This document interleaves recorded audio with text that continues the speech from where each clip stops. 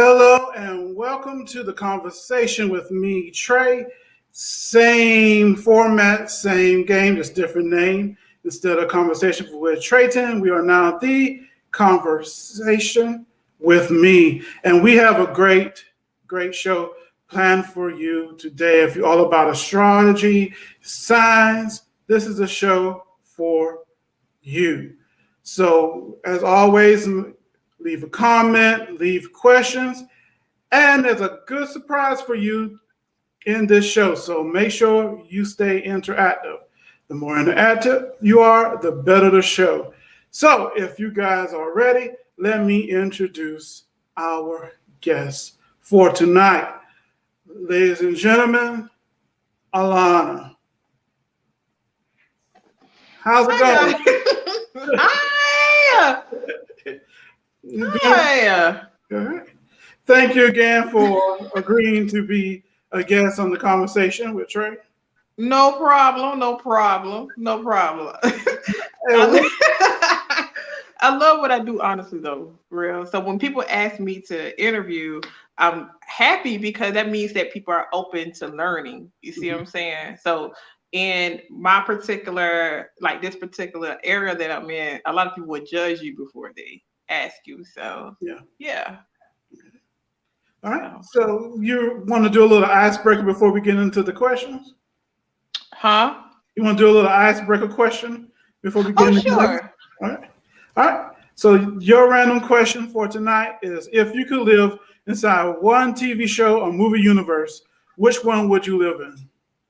Yo, it would have to be. I got like 3, but my top one will be Scooby Doo. And that's because Scooby Doo, like I love solving mysteries, like, and that's another thing. Like I have something coming up under my brand that has to do with that. And Scooby Doo is like my first love. So when I have something like that to be in, I get to be around Freddy, Velma, Shaggy, all that. That just seems like, oh my God, like it would definitely have to be Scooby Doo. Oh, yeah, I can see you part of that gang. Uh-huh. All right. All right. So for the people who are watching, introduce yourself. Tell us a little bit about you. Okay, so my name is Alana. I am the owner of Majicia LLC. Majicia is a whole brand. I am a psychic medium, which is what I do. And I'm a nurse. I do have a bachelor's in sociology. Before all this last year, I was traveling. I'm kind of planning right now as I grow Majicia and everything. I also have a hotline, but I started Majicia because I want to give the area a new face. Like a lot of people see psychic and they think creepy. I want you to see psychic and think comfortable. You see what I'm saying? And so a lot of people know me. So I was just like, they know if I'm doing it, then it must be okay. Because I've never been like an inherently bad person, like in my eyes. But I also wanted it to know that it's okay. It's okay to have those taboo feelings of actually wanting to actually explore what a lot of people don't know. And a lot of this is unknown too, but you got to take the time to study the ancient knowledge. You know what I'm saying?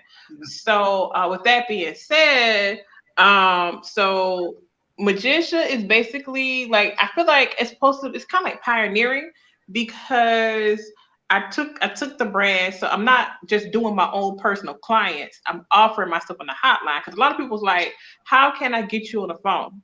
And so I bought the hotline, which by the way is $2.99 per minute. And I bought the hotline because of the fact people was requesting that. But I'm also offering two, like, they just hard hitters, like as far as the accuracy to some of the best psychic mediums that I know. Both of them own very like thriving businesses. Both are amazing women. And also part of my brand is my assistant, Brittany. So Brittany, she's my assistant. She helps me promote. She helps me stay organized. Brittany is amazing. You'll see her picture on the hotline, which is http://magiciathehotline.com. So I really like what I do. I love what I do. I've been doing this now going on 16 years. So I really started reading when I was 17 years old, because I'll be 33 this year. So also, I really love what I do. Let me see. So I want to show y'all my business cards. So listen, so the business cards that me and Brittany have are these. So these are our business cards that has the number and the site and everything. So you can reach me through this. Also, I was doing, and I'm thinking about bringing it back. If you have one of my business cards and you tell me, like, you can tell me like where you got it from or whatever, because nobody will really have these, because me and Brittany the only ones that have these type. Then I'll probably I'll knock down a discount. Hold on. Okay. Drop the cards, y'all. I'll knock down a discount. So let's say if I have a sale running and you get one of these cards, right? So what I was doing in the beginning was that you would have a permanent 10% off. But you just had to prove to me that you had a card. Mm-hmm. Okay. But it kind of fell to the wayside or whatever. It did work, and it brought a lot of people in. Because at the time I was doing $25 reading. So, if I'm running a sale, you knock off $10, it's like a $9 reading. You know what I'm saying? Yeah. But now, like, I have gone up some. So if you ever get this card from me, you can definitely get a 10% off. You just got to prove to me you have the card. Also, it also works for this. My hotline members also have these cards right here. Oh, they're upside down. I get it. They have these. These are the hotline cards. So the hotline, basically, these are the only people that have these cards. This has their extension, how to reach them, all of that stuff on their cards. This is specially made by me because I take care of my people, okay? And so basically, if you get these cards, you can get a discount from me as well. Nice. Same discount, okay? We love a discount.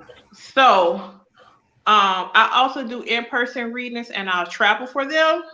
And so with these, of course, and every one of my members has one of these, is a magician mask. So these masks are custom made. We're the only ones with this mask. The only people that I give these to, because we're a family. I don't let anybody just wear my brand. Mm-hmm. So every single member that you see has this mask. And also I'm sort of hiring for the hotline, but I'm also promoting it as well, because it's brand new, it's brand spanking new. But also, let's say I say, hey, I need you to be part of this family. I'm impressed. Your accuracy is crazy. Yada, yada, yada, yada, yada. So I'm not going to show you what's in the bag, but every hotline team member gets this bag. Ooh. And it has your name that you tell me, and it has what you are, and the HTM means hotline team member. So this is me saying welcome to the family. And only my team members have this bag with my logos and stuff on it. And I'm not going to tell you what's in the bag because it's a surprise. Oh. So basically, this is my business. I really love what I do. I love meeting new people. I like people actually learning, and they actually feel like I'm helping them. And that's why I really love what I do. So with that being said, I'm going to turn around and say, hey, I'm the owner. I want to show off the back of my shirt. Let them know who the owner is. Yes. So basically, but this is me, and this is my brand. So I love art. I love reading. And I do love business. It's hard, but you get there. And I love what I do because I love learning. I'm about secrets. That's my thing, like learning secrets. And that's my thing. Yeah. So you mentioned that you're a medium and a psychic. So what's the difference between those two? So the difference between a medium and a psychic is a psychic. Anybody can okay, not anybody. Let me dial this back before I get jumped on. So, so when it comes with being like a psychic, so there are some people all they can do is read the cards.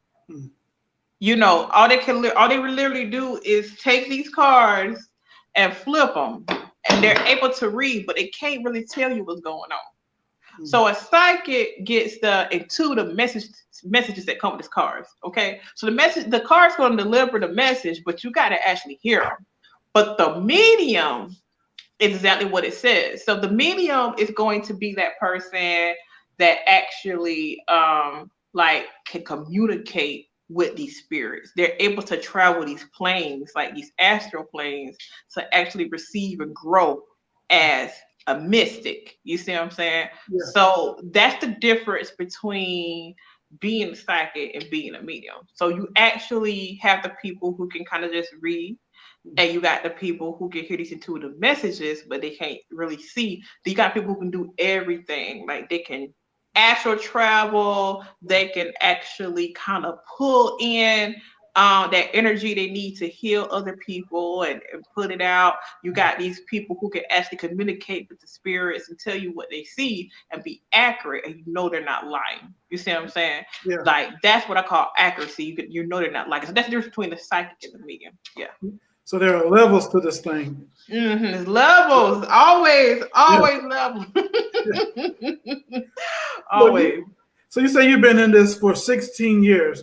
How did you discover this gift? One day you just woke up and you felt it? Like how you found this gift? So when I was 2 years old, I saw my grandfather. I saw my grandfather. No, this is my great-grandfather. I saw my great-grandfather, and I didn't know what it was. So when I was younger, I used to always tell my mama, like, this is not my body. I'm not at home. Yada, yada, yada, yada, yada. So as you get into like stuff like past life regression, or you was here before and all that. Yeah. So when you get into that, then you see like people are like, how can I put this? Like the body isn't ours. The soul always has been. So your soul is apart from your body. You get what I'm saying? Yeah. And so how that leads into me actually knowing what I was, I didn't until I was kind of like in my, I want to say like I was in my, my teens really. And so what happened was that, what happened was I started having like these out of body experiences. Like I remember dreaming. I didn't know what it was, but I was actually astral traveling while I was dreaming. So, because when you're young, you're pure. Your spirit is pure. You're impressionable. So you're like putty to the universe. The universe is forming you at that time. But at the time, I didn't know that's what I was doing. And then one day, I was lucid dreaming, which I didn't know I was doing. And I literally saw myself floating. I was like up here and I'm in my bed down here. And it's like, that was so weird. And so I woke up and I was like, let me check to see if that was real. So I saw my feet was placed and it was real. And I said, oh my God, like, what is that? And so I started kind of looking it up when I was 12, but I kind of got scared. And then at 17, I started having what I call the awakening. So you have an awakening, and it happens at every age. Like not every age, but it happens like in gaps. Like there's some ages, and you'll study that you start awakening to your abilities and stuff. And it starts real early. A lot of people have like their babies are seeing and stuff. And so like when it came to me, I was 17 when I first got kind of like introduced to the tarot. But at the same time, I started doing like this deep study. I started kind of when I was 12, and then it was kind of spotty, and I really got into it by the time I was 17 years old. And I started, and my journey to me was so unique by how I learned it and stuff, and started seeing things and actually, trying to make sure. And I try to gauge myself too. I try to gauge reality and everything. And I have been to different therapists and stuff, and but I mean, it's just a gift. It is what it is. But even the Bible has prophets. Most religions do have prophets and whatever. But they wouldn't say that they were psychics, though. They would just say that they're a prophet and God needs to speak to you and all that stuff. So, so anyway, so what happened was I started kind of, when I got introduced to my first deck and whatever, I first got introduced to it on the internet, and then did I buy a deck? I want to say I bought a deck, even though they say that you shouldn't buy your first deck. But when I tried to push that deck to the side, I was given a couple of decks by two different people. Okay. Then I was given crystals and stuff, and then the crystals, which I should have brought. I forgot to bring my crystals. I'm sorry, guys. The crystals help with grounding and energy cleansing and all of that stuff. So some people are like, this idol worship. I'm like, no, the crystals are simply tools that you use to actually clean your energy, and it helps to balance out the chakras inside and everything like that. It's really cool what they do. But that's what happened. That's pretty much the journey that I had. Like that's I'll tell you everything, but that's pretty much the 15-minute version of how I figure out like what I was and what I was going to do and everything. All right. And I have a question. Can you explain what Astro Traveling is? So Astral Traveling is basically, like I said, your body is just meat and bones, and your soul is borrowing this body until you die. Okay? Mm-hmm. And so Astral Traveling is when you mostly do it when you're sleeping. Some people do it when they're meditating. So Astral Traveling is basically your soul travels through different types of planes and whatever, and they kind of like it's like traveling through dimensions and stuff like that. Mm-hmm. Some people relate it to time travel. Some people relate it to spying. Because you can actually travel to somebody else's room or something like that. But it's basically your soul is outside your body operating as you, but you're still in one spot. Do you have control over that, or just like the soul goes where the soul want to go? You can have control, but sometimes the soul will go where it needs to go. It depends. Yeah. All right. So our next question is, we all heard about what's your sign in astrology. Somebody, girlfriend or boyfriend, probably don't ask them that. So can you, for those who still do not really know what astrology is, explain that to us. Okay, so sorry guys, I might go dark because I'm gonna put this light on. I might go dark because I gotta plug my phone up a little bit.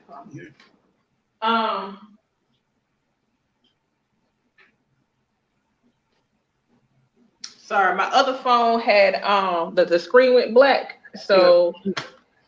That's a brand new phone. I was so mad, y'all. That's right. The screen had went black, and so of course that meant that I had to use my old phone. So I'm kind of mad about that. Okay, so I have no clue where her Okay, so you want to know about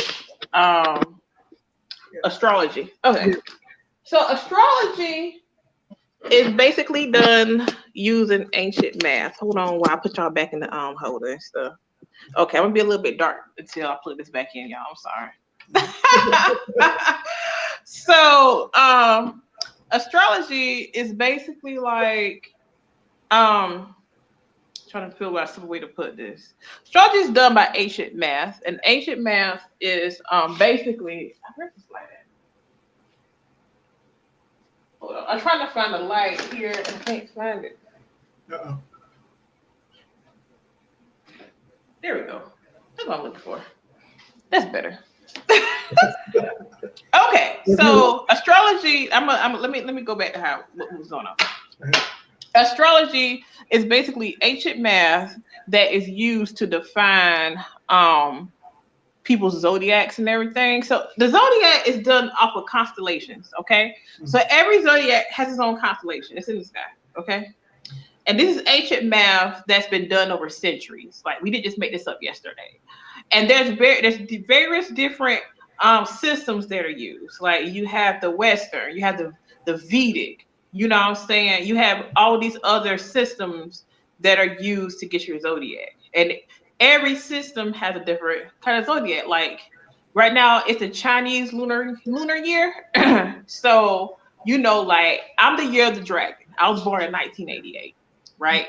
Yeah. So the year of the dragon, I will have to figure out what my element is. So because it kind of it's interesting because it kind of matches the Western system. So like I'm the year of the dragon. So my dragon is wood because I was born in 1988. And I think it's interesting because I'm an earth sign too. So it really kind of balances me out, right? So Can't skip so right. So so that you like so this is done by like ancient math that they have actually figured out before we were even thought of. Yeah. So a lot of times we use the Western, which is using our birth charts and everything.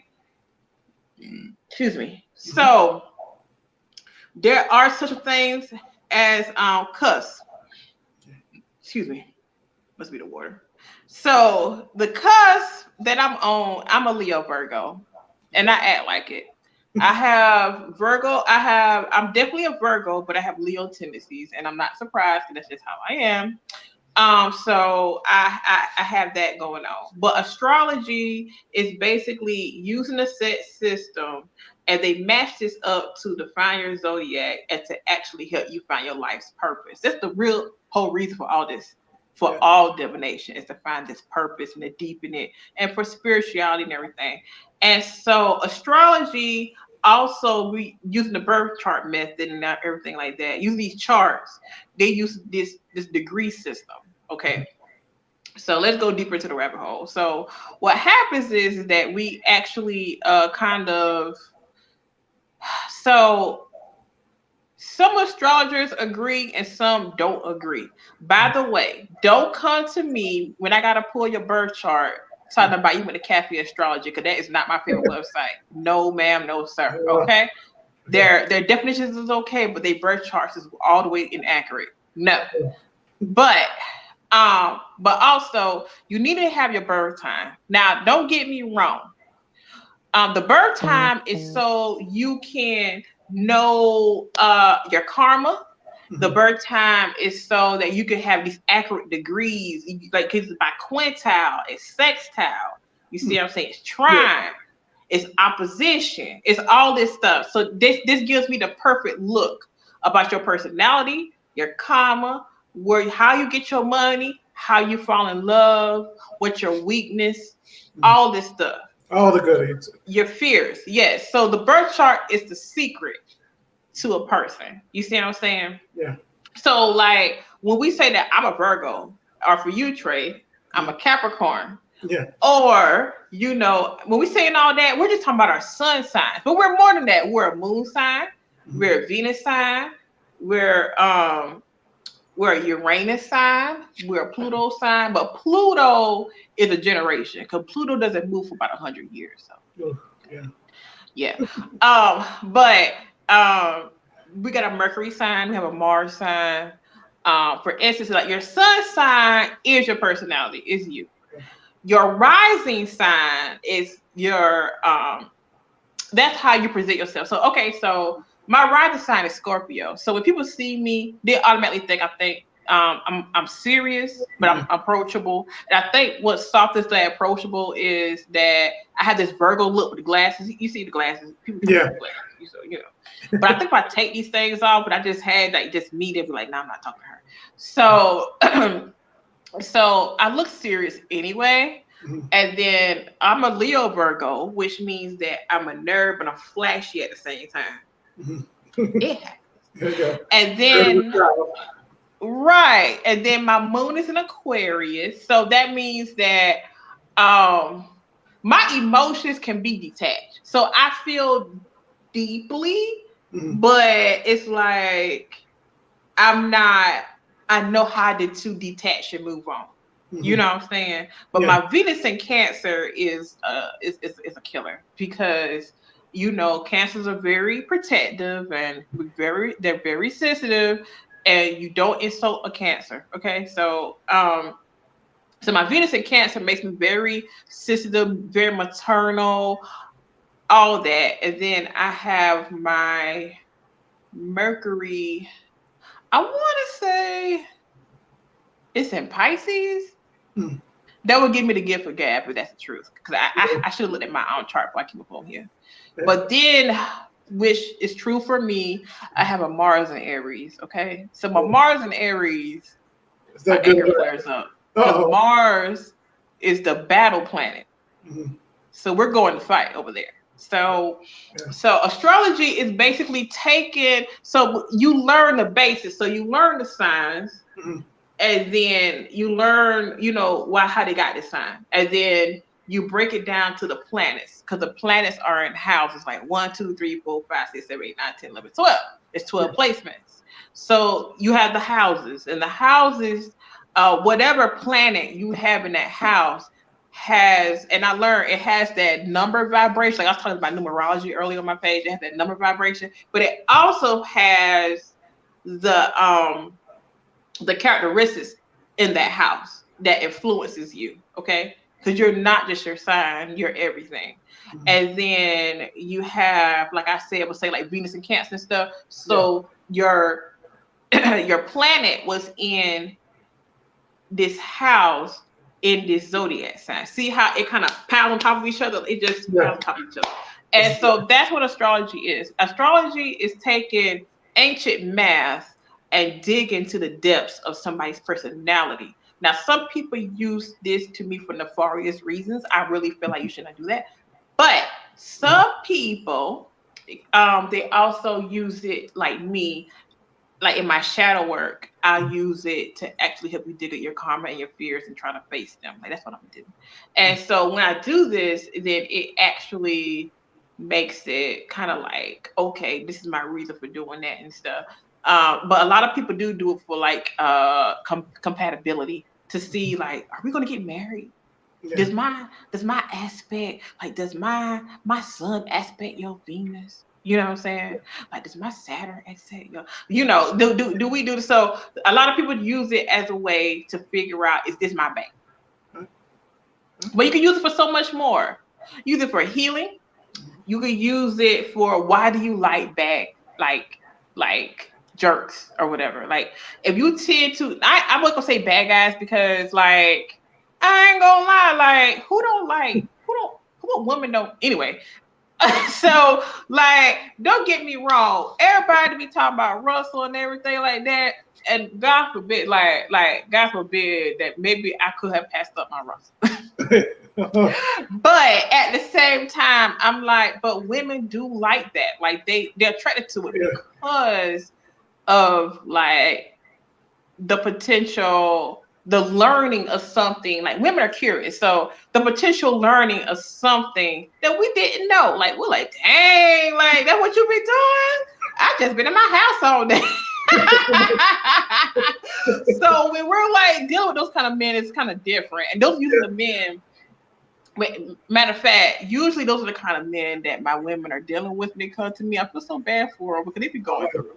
But I love them because I understand it. It's no judgment here. And sometimes what I love about it though is that when I actually see a man who lived like this past, and he's trying to grow into his present. So he's trying to be a better person. Mm-hmm. And astrology helps with this, because when you happen to pull that couple's chart and you ask them like, this going on, and you divine on it using your cards and everything and your spirit guides and everything, it all just comes together. Yeah. You know what I'm saying? Your signs come together. Why they do certain things come together. It just all comes together. And I just that's why I love what I do, because it makes sense and it really helps people out. So yeah. And kind of piggybacking off of that, what two signs should definitely not try to get a relationship going, and which signs are, you better put a ring on it because it's going to be.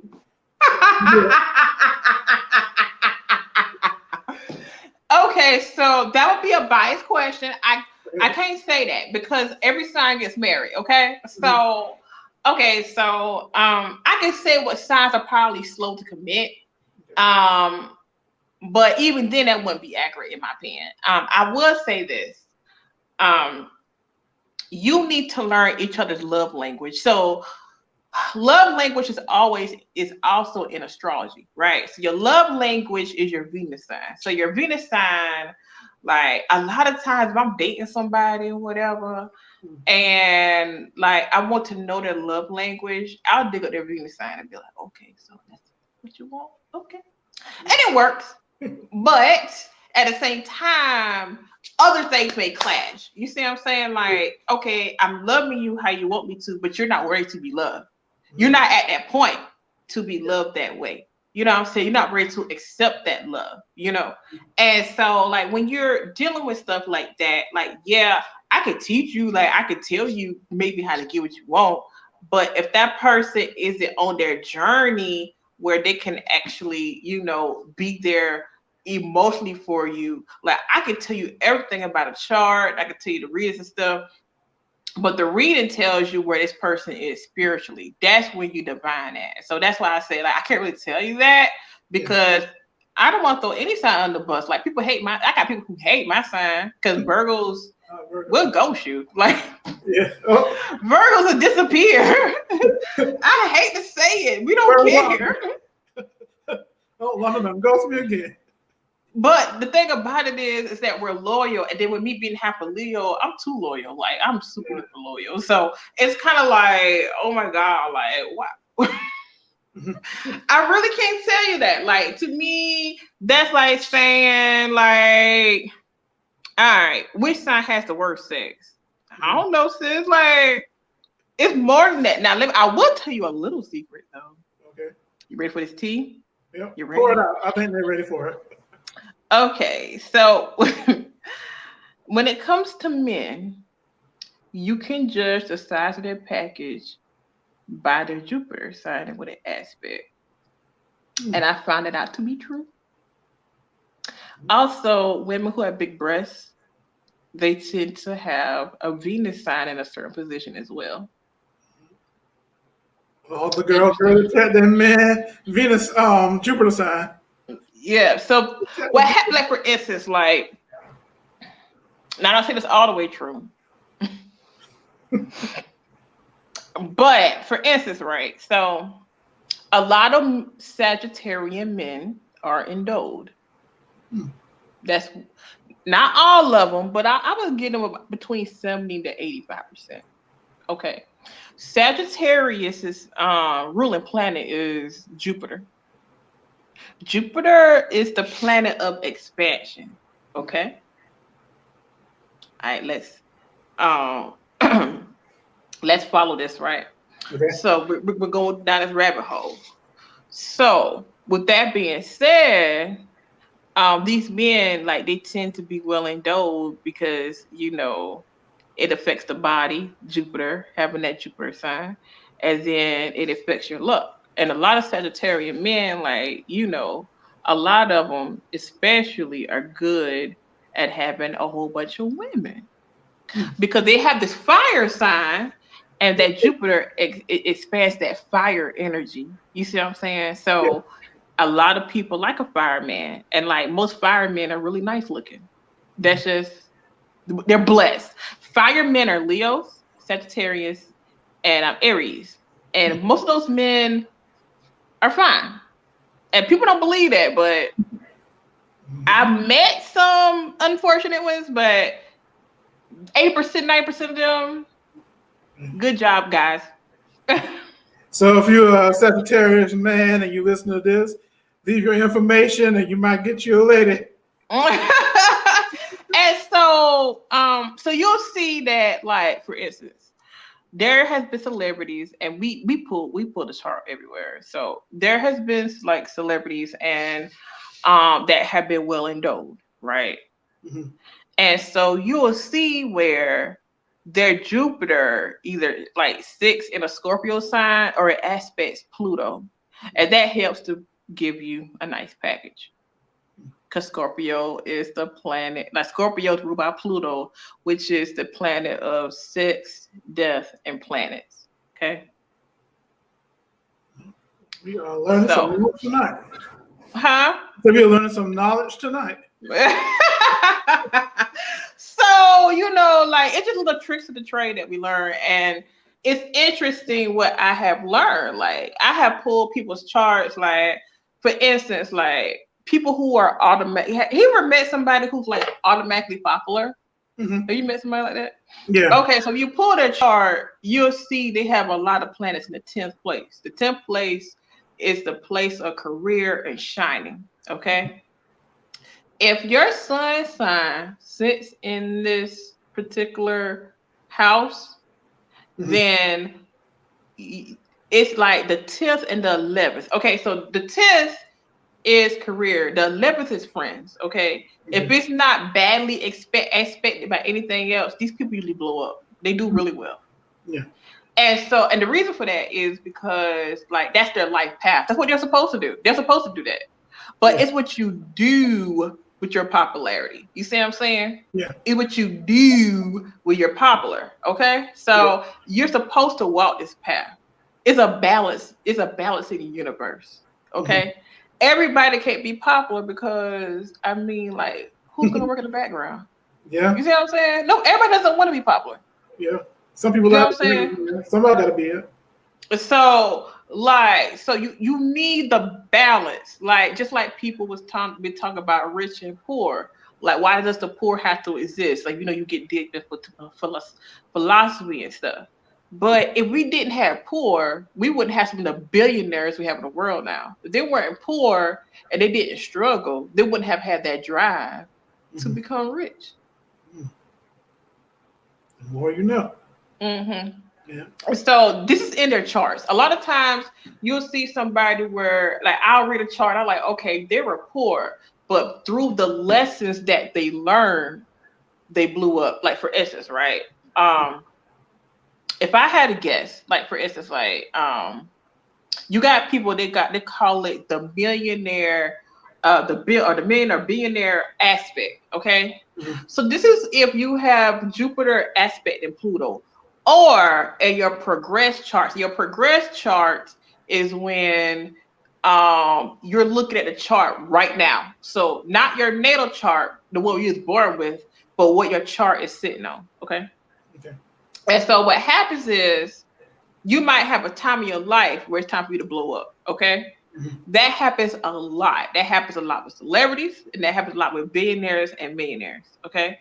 And so they get these aspects. Because what happens is that Pluto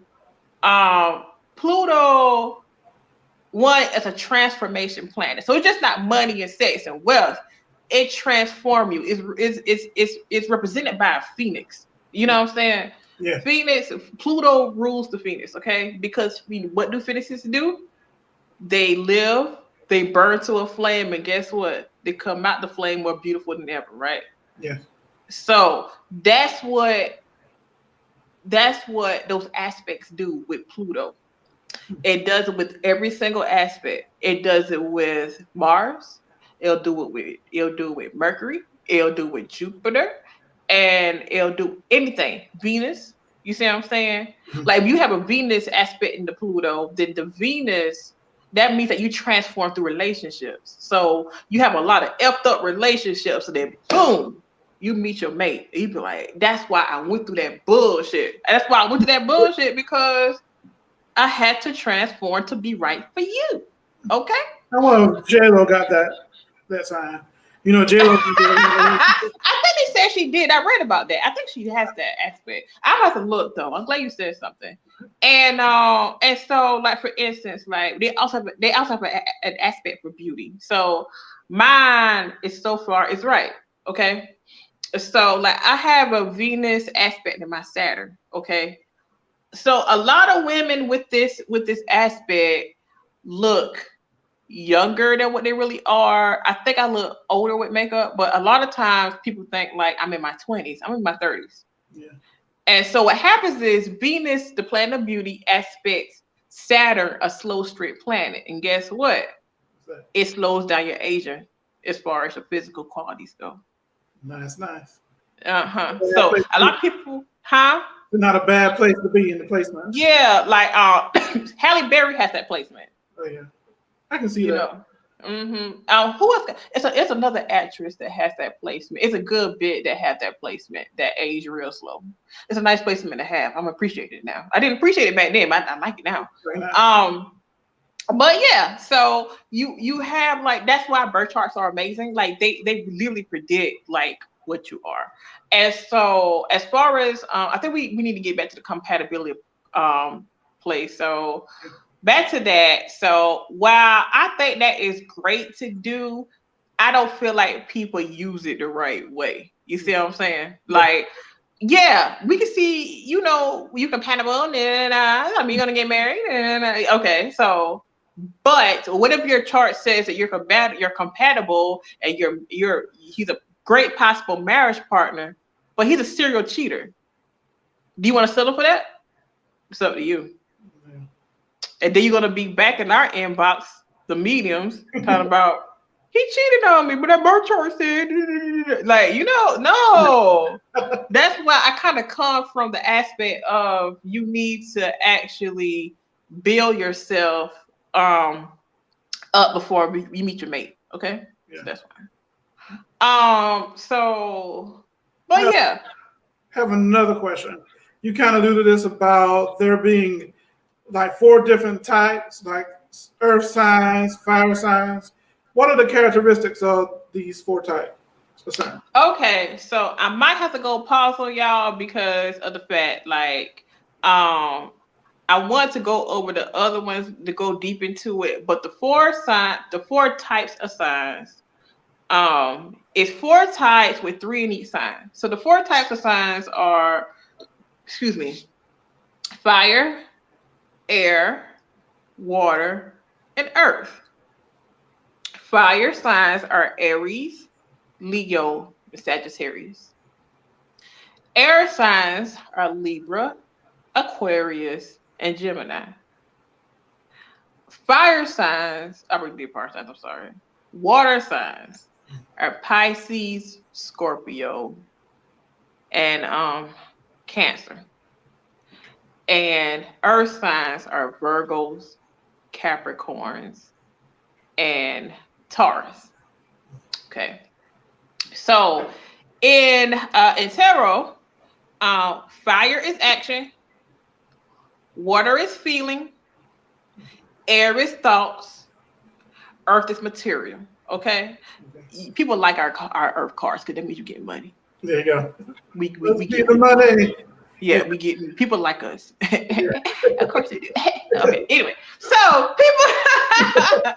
So I'm gonna show y'all an example of these. Hold on a second. Let me get these out. So basically, everything is interconnected in the divination world, and people don't realize that because they don't take the time to look at it. You see what I'm saying? They don't take the time to look at this. Okay. And so, as far as the signs go, our cards are kind of represented by these signs. And a lot of times, like you'll have a representation of who you are by your sign. Sometimes when they feel like that, but sometimes you can be an earth man and be represented by a king of cups and stuff. Because at the time, that's how you feel and that's what you're doing. You're feeling real sensitive right now. You see what I'm saying? Yeah. So with that being said, I'm taking out all my aces and whatever. And yes, these cards are like the playing cards, and yes, you can read with playing cards because it's cartomancy. Okay, I'm missing one. Ace, my fire. I'll put that down first. And so I'm gonna start with the fire signs. The fire signs, basically, these are action-oriented people. So these people don't freaking play. A fire sign is quick. They do not wait. They're like, I gotta do what? Oh, let me go get that done right now. Mm-hmm. And then, but the downfall of the fire signs is like they do the thing later. They be like, oh damn, maybe I should have planned it out, baby. Oh well, it got done though. You know what I'm saying? Yeah. I think the moon is in fire. I look on the Sagittarius moon. Yeah. Yeah, they be like, dang, I ain't think that out. I ain't think that out good at all, you know. Yeah. But fire signs, though, now, don't get me wrong, they gets it done. They gets it done. But after they get it done, they be like, could have did it a better way. Damn. Yeah. All right, fire signs. This is y'all's ace, okay? So this is action. This is also what when we see, sometimes we see it as a sex card. It looks like a phallus. Mm-hmm. See, tell y'all a little bit of terror secrets over here, little secrets. And so when we see it, like, oh shoot, now somebody flirting, somebody getting that.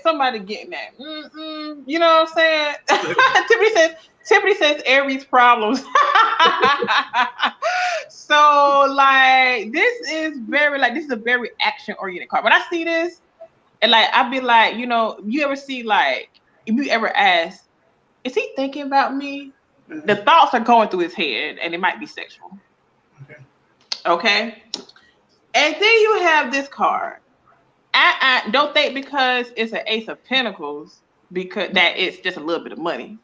The first time I pulled this card and I asked about money, I had got like, and it was like I was like a teenager, so y'all gotta bear with me because it wasn't a lot of money.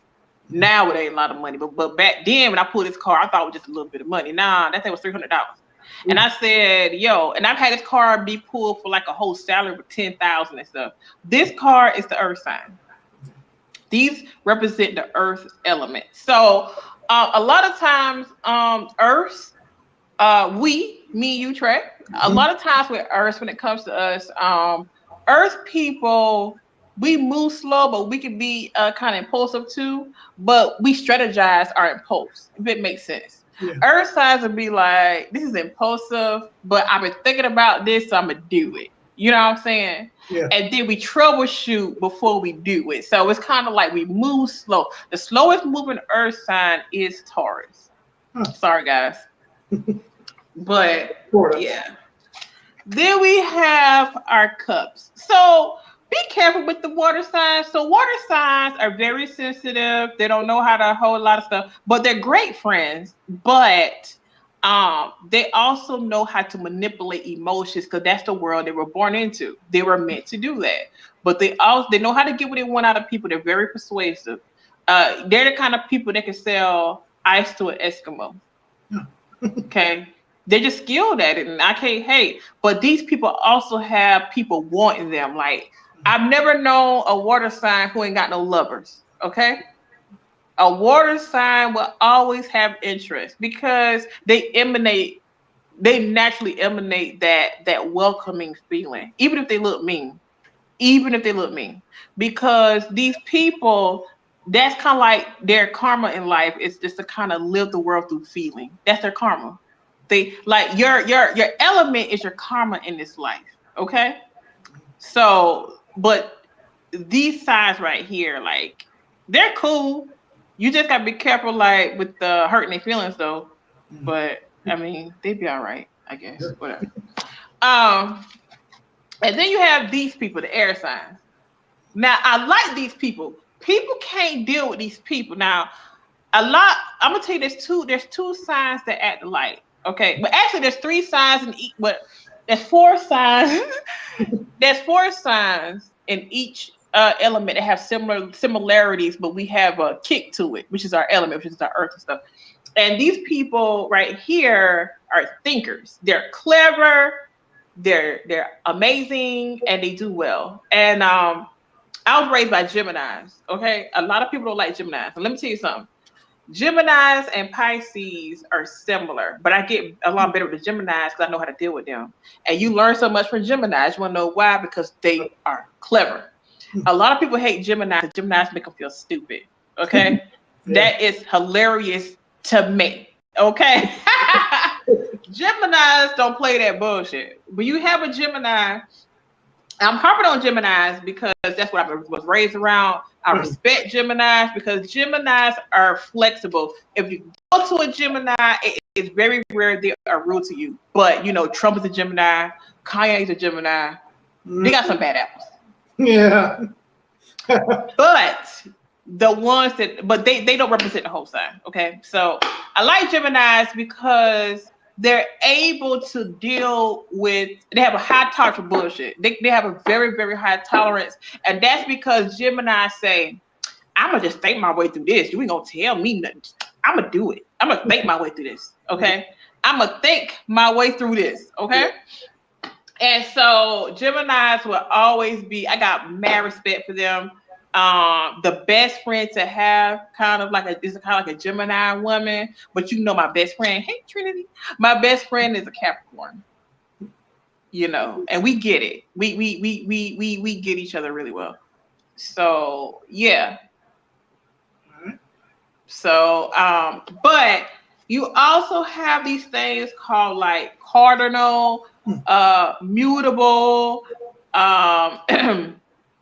cardinal fixed. Okay. What are those?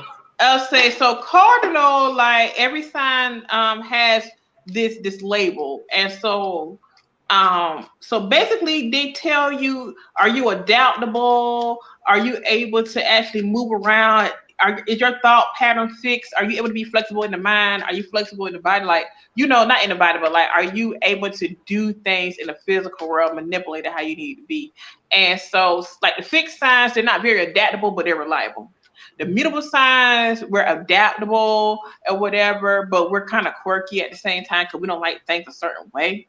You know what I'm saying? And cardinal, they're action oriented. And so it's just real interesting. So those are the 4 elements. I hope I explained it okay. Yeah. Anybody in the room that's playing okay? Did that's playing okay? Okay. Yeah, I'll see you. I can't see. I don't know who watching. Right. Yeah, I can see the number. I don't see any questions, so they must be clear. All right. Okay. Who's in the chat room? I saw Tiffany. Yeah. We have Quentin said he has it. Oh, okay. Hey, Quentin, how you doing, man?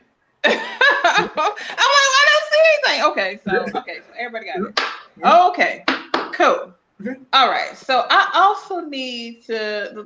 We're gonna move on so I can get off the signs and everything. So what's going on, Trey? All right. So, is it hard when your spirit guides talk to you? Can you like, hey, spirit guide, let's talk, or they come on? How can you reach the spirit guides? So my spirit guides, they came to me as a youngin. So it's like, I guess I've always been kind of open, you know. Mm-hmm. Back with the light, guys. Back with the light. So I've always been kind of like open, I guess, for them. This Aries side is doing good. This is too funny.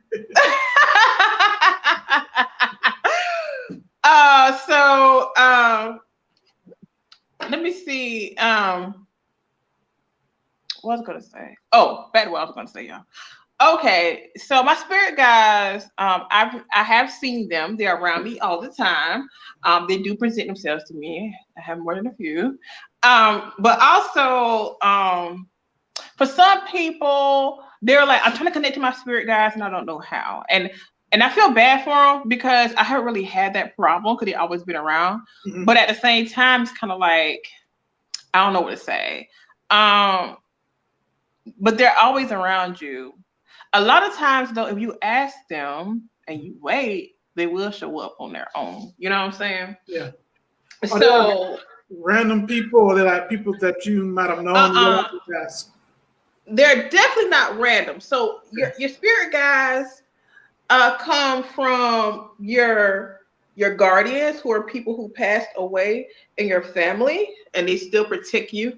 And your spirit guides also come from like kind of like your spirit lineage and stuff, your tribe. So when it comes to it being your tribe, then they'll always be with you, your little spirit tribe. So at the end of the day, they're always around you, but you can always ask them to kind of come to you. Now, the reason why a lot of people don't do this is because, one, it's going to scare the shit out of you. And then 2, they wouldn't know how to react. So I think a lot of times, sometimes spirit guides could be scared to speak up because of the fact they're just kind of, they're like, I'm scared the hell out of her if I do this. You know, I don't feel like dealing with this scary. Right. And it is scary. Like when you first do, you're like, ooh, am I crazy? Like you start being like, I need to go to the psychiatrist. Like, And then, but you start kind of asking, like what I did was when I see them and they would actually tell me things, I would ask the person directly, did this happen? Because I'm getting a message.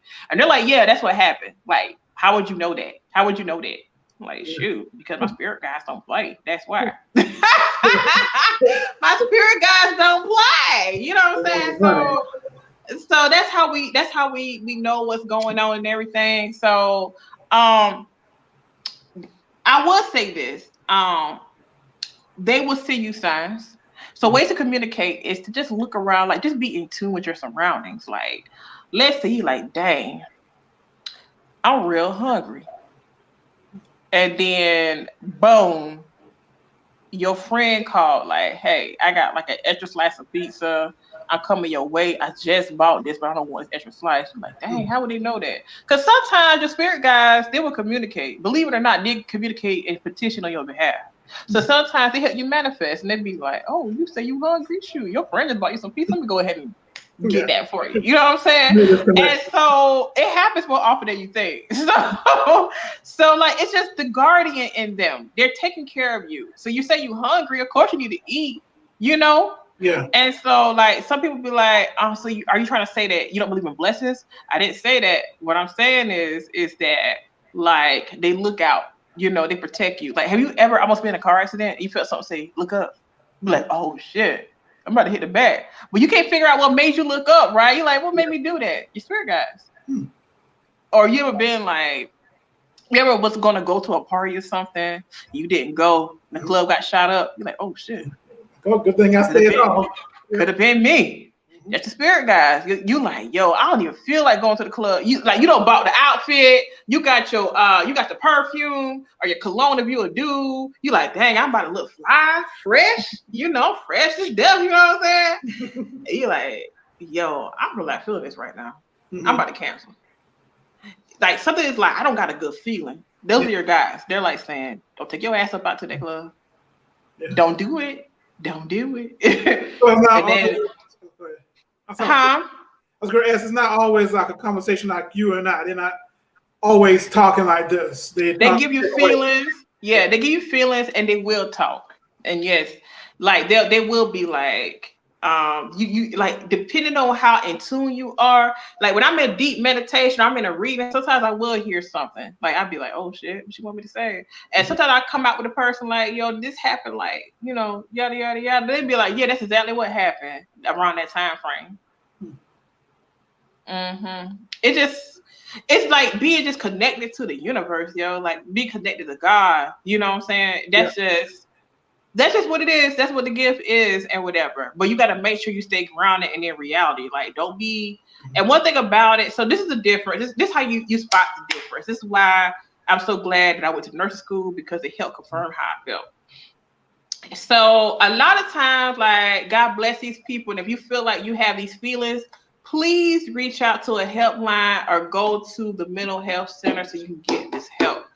But so the difference between your guys and a mental health issue is that like a lot of schizophrenics, what they say, what they hear is paranoid, is bad things, like you to kill that person, you're horrible, you know. But a lot of times spirit guides tell you good things. They'll tell you some stuff like, hey, like, you know, I don't think that's a good idea to do this. And then you go with that idea that good idea and it blows up. You see what I'm saying? So you also like you got to know the difference between that, and so you got to do anything to kind of ground you. You know what I'm saying? So you got to ground yourself. So you went a little bit into the cards. Can you dive a little bit more in how do the tarot cards work and what do some of the different signs mean? Okay, so the cards are basically they're tools. Okay, so a lot of readers be like, hey, they'd be like, are they really talented because they use these tools? And I'm gonna tell you why I use my tools. Okay, so a lot of times I already feel the right way, but for me, I like confirmation. But that's the earth sign in me. That I like confirmation. Like I feel this way. Is this going on? And so it's a language. So I don't know if y'all ever have been into a psychology class, right? Mhm. Because tarot dates all the way back to ancient Egypt and everything like that. Okay, it's a very ancient art, and so it's a whole it's communication. Okay, and so the way they work, you and your guys kind of have to agree on the language to communicate with each other. Okay, so you kind of got to be like, hey, like, what are y'all trying to tell me? And then they'll start using the same combinations and symbols over and over and over again. And there's some people that they teach the tarot through symbols. Like, for instance, like, let me get this card out here. Get one that has a lot of symbols in it. Give me a second, guys. Okay, I'm gonna use that one now.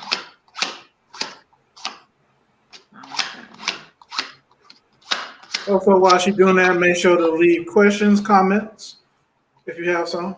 Oh, please, y'all. Please interact. Like, I'm friendly. I came here for y'all. Okay. Please interact.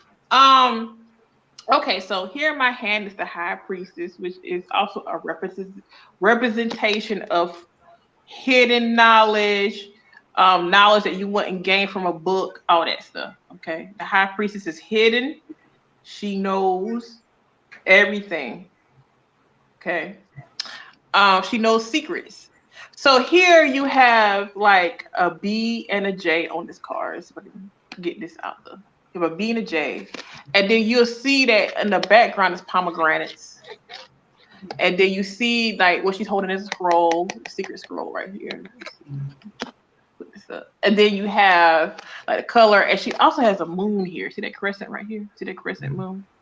So all of these, a lot of tarot teachers, they'll teach you these symbols and everything, and they also you see how the columns are black and white.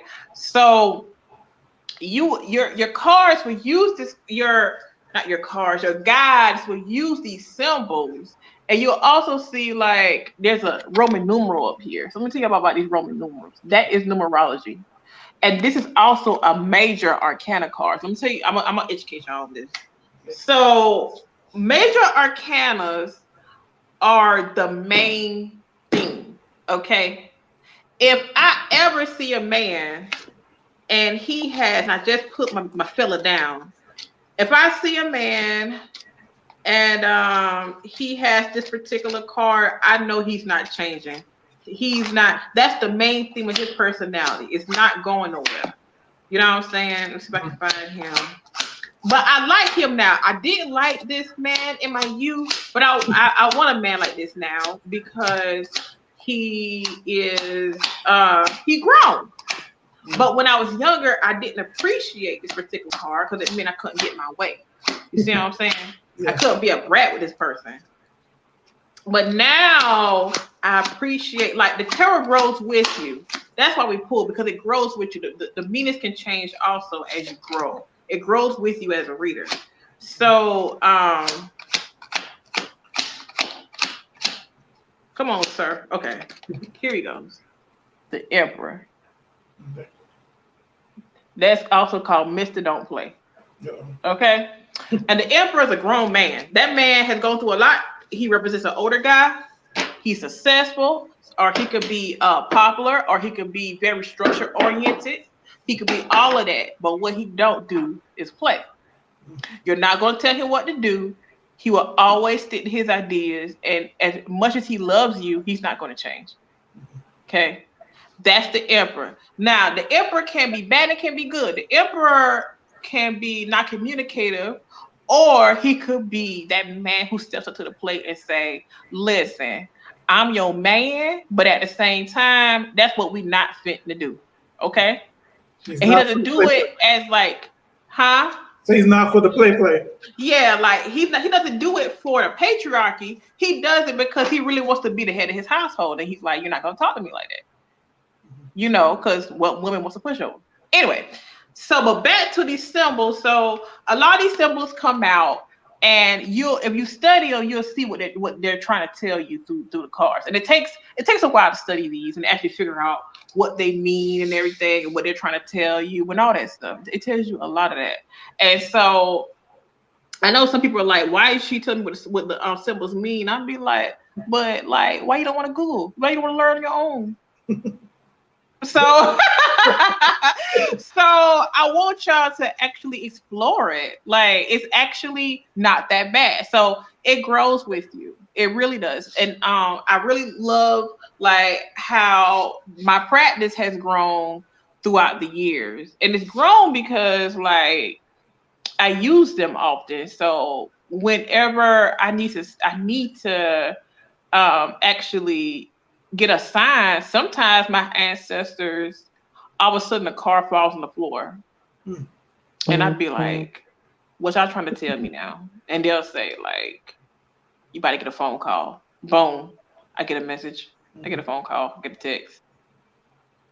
So as you connect with your guys, they just communicate with you any kind of way that they can.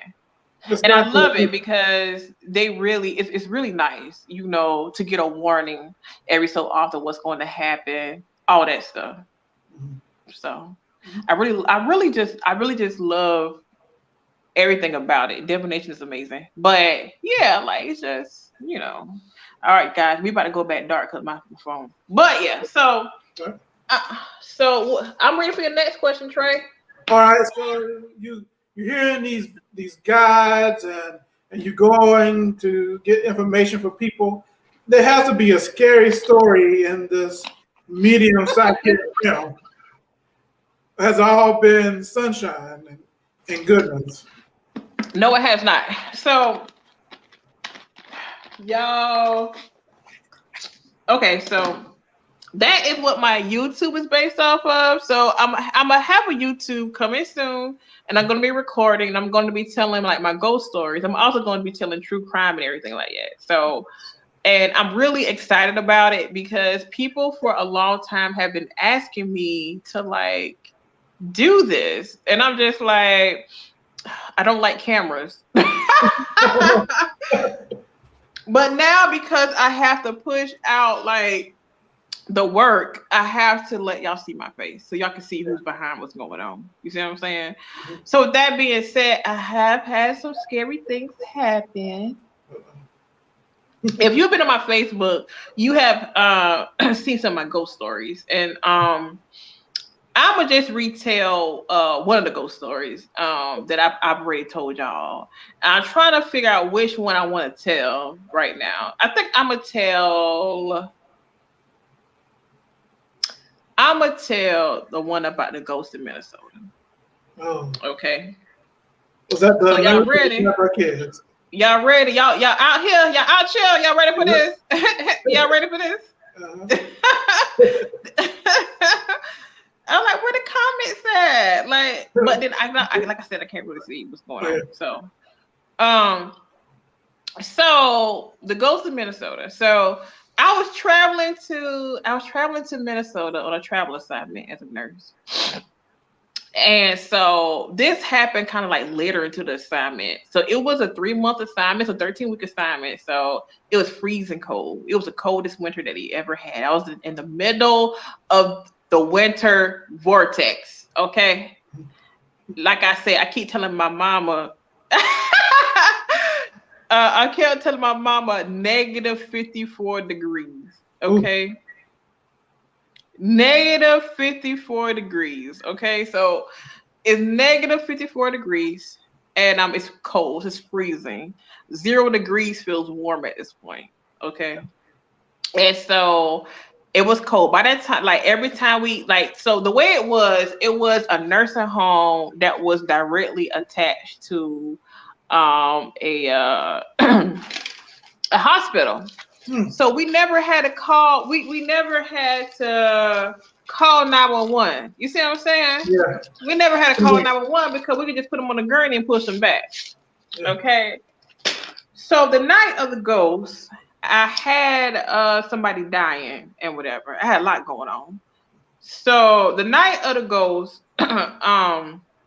what happened was I had a man who was dying. So this was not on Facebook. So what we had was one thing that you'll hear when you have you don't see me light my incense.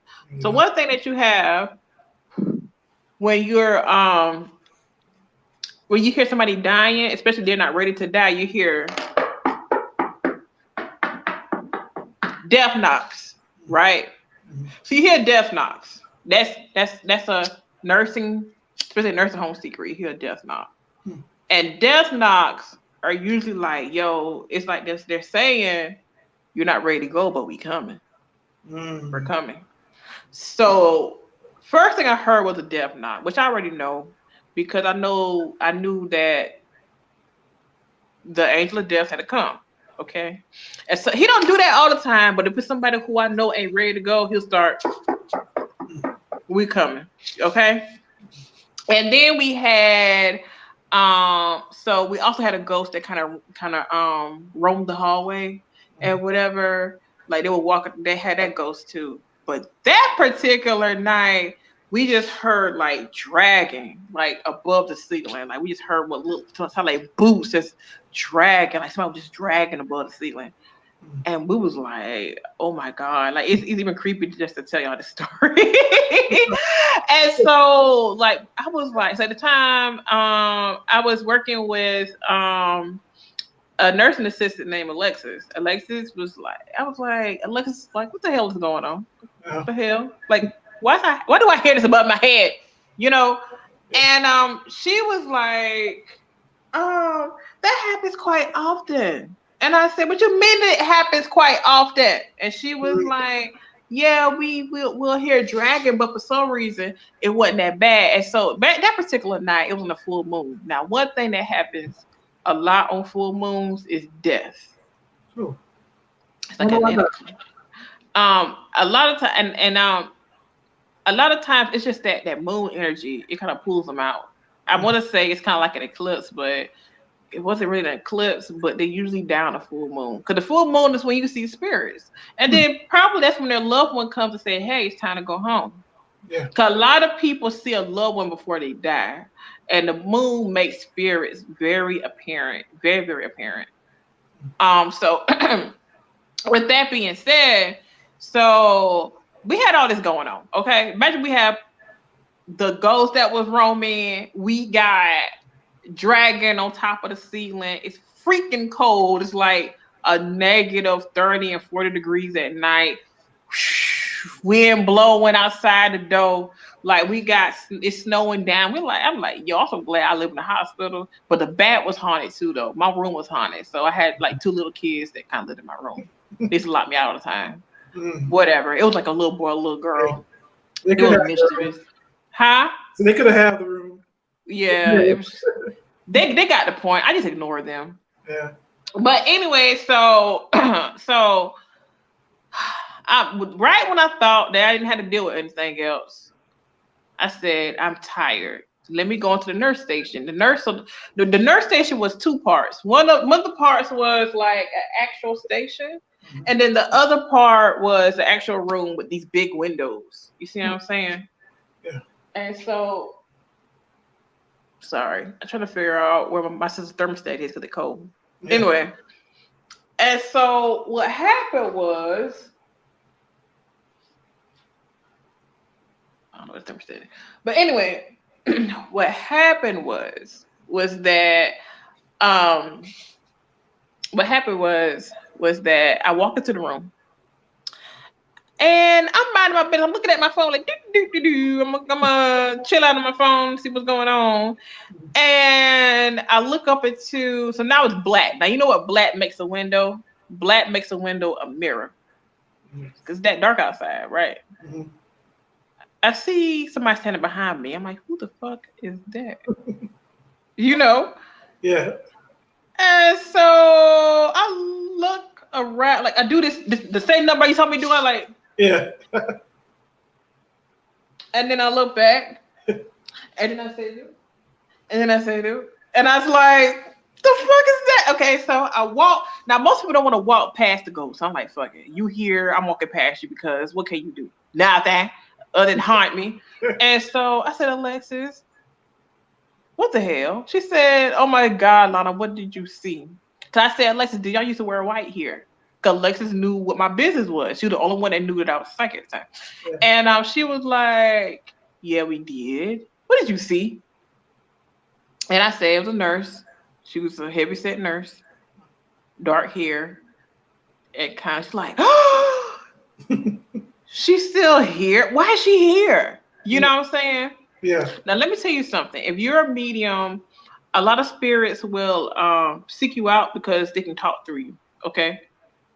That's why, and I treat them like I would a stranger. Like, I don't know you, so I'm not talking to you. Who are you? I'm not talking to you. Stranger danger. Yeah. So, and she tells me this story. Now, I don't like repeating the story because the story is really, really bad. And when we were talking about it, the banging got louder and louder and louder. And I was just like, okay, she doesn't want us to talk about this. Yeah. And so it's still creepy to this day. Like, I still get the shivers. And so I started seeing her doing rounds. So rounds on nurses is when we walk around and make sure that our people aren't dead, basically. Like, I was a night shift nurse. So I'm sitting here walking. You have to walk to actually like, oh, it's Mr. So-and-so. Are you still okay? You breathing. Okay, cool. Mrs. So-and-so. Okay, you breathing. Cool. So you stand at the door, kind of make sure that their chest is rising because nobody want to say you neglected them because they died. You ain't said nothing. You ain't check on them. You ain't check on your people all night, But she was doing that. Okay. She was rounding on the hallways. Huh. And I said, this is creepy. But the thing about it, though, the sweet part about this is that they said that she was a great nurse. But, yeah, creepy. And so, but I figured she was there because the resident I had was dying. And maybe she just wanted to be there to comfort him too.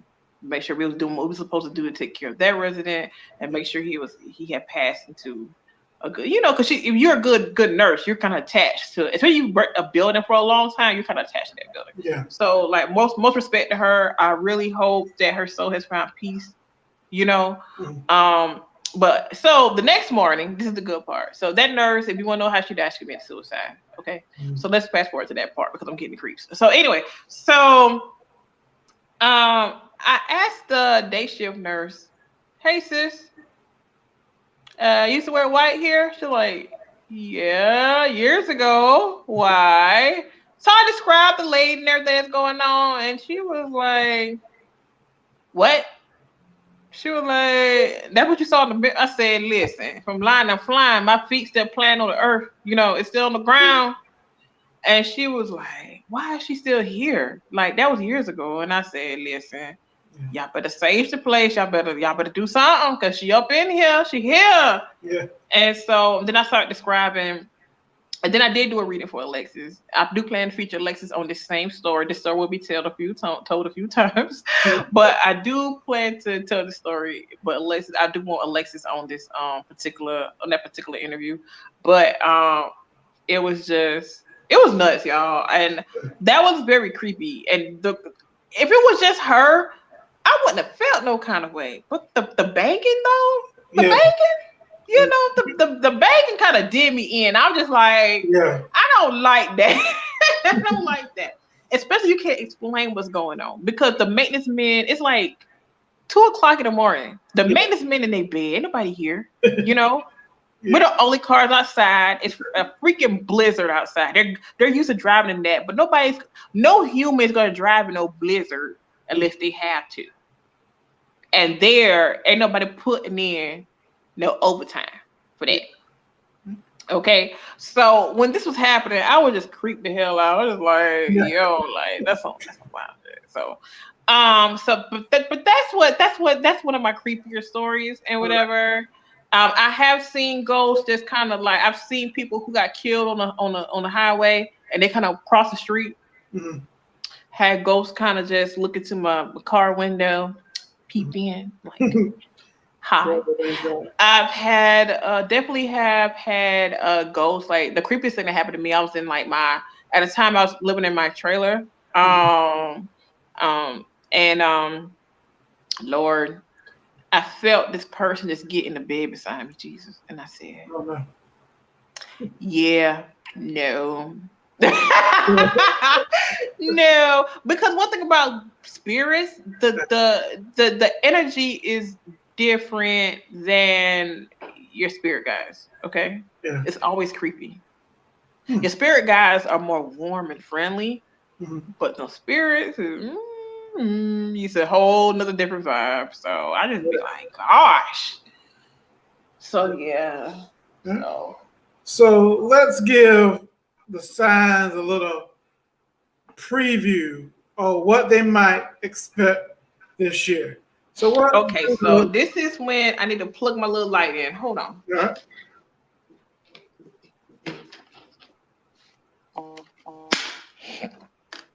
Thanks for bearing with me, guys. I don't know who's in the audience, but thank you for viewing too, because I love it. We appreciate it. And we're back. How can one see these concepts in the professional world? Okay, so we got this thing called career readings. This is from Quentin. Hi, Quentin.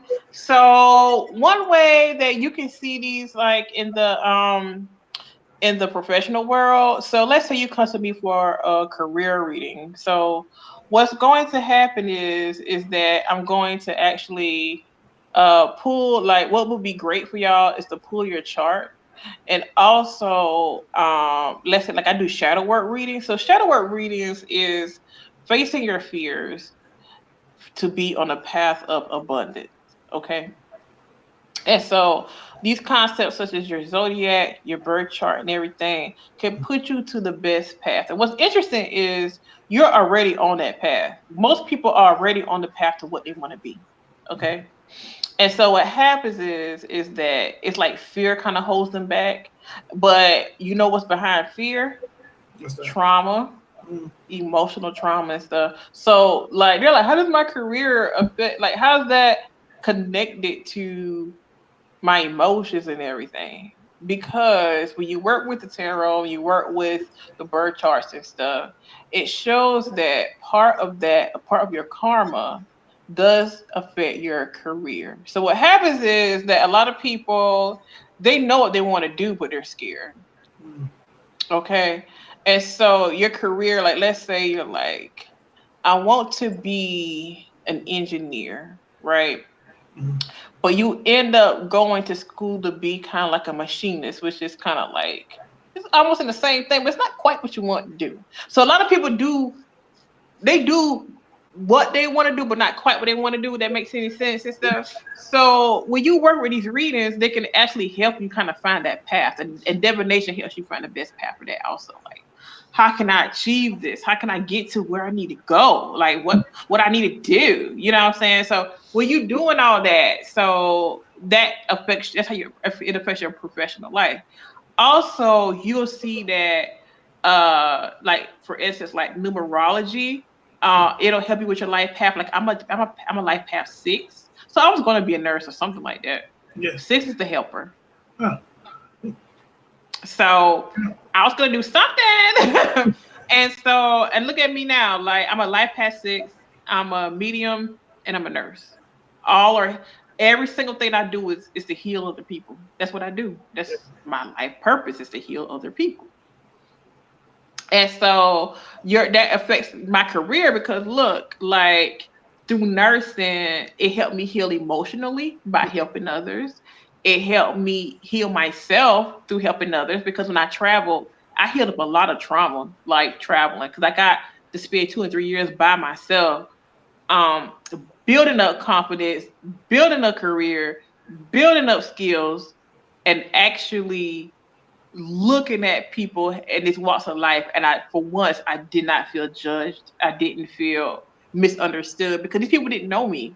I was just Alana to them. You know what I'm saying? Yeah. But that's how it can help and whatever. And it was in my chart. It was in my chart that I was going to travel. So when I looked at my progress chart, it definitely said that I was going to travel. Mm-hmm.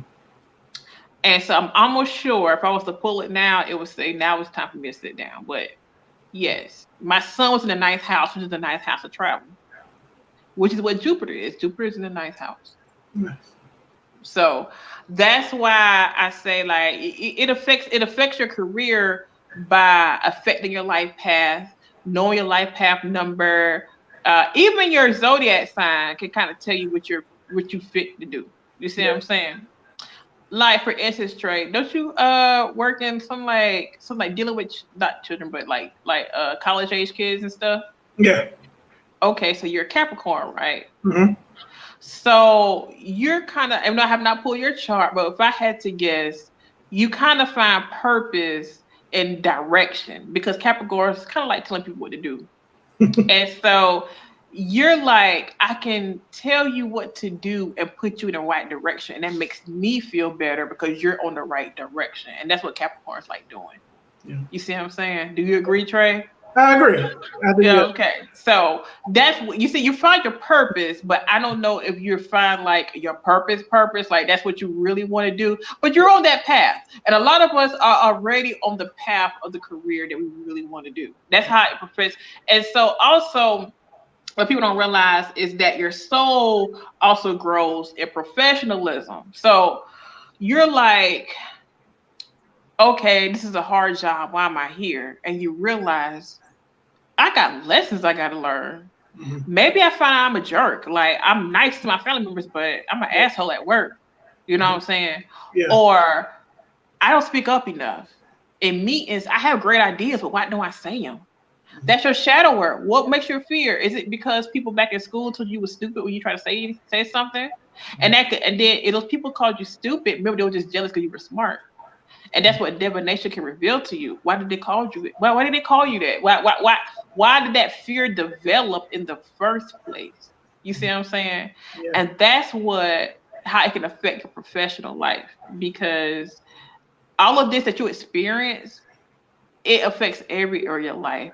Your home, your work, how you interact with love, all that stuff. So that's how. Thanks for that question, Quentin. I really like that question. That's a great question. Yeah, thank you, Quentin.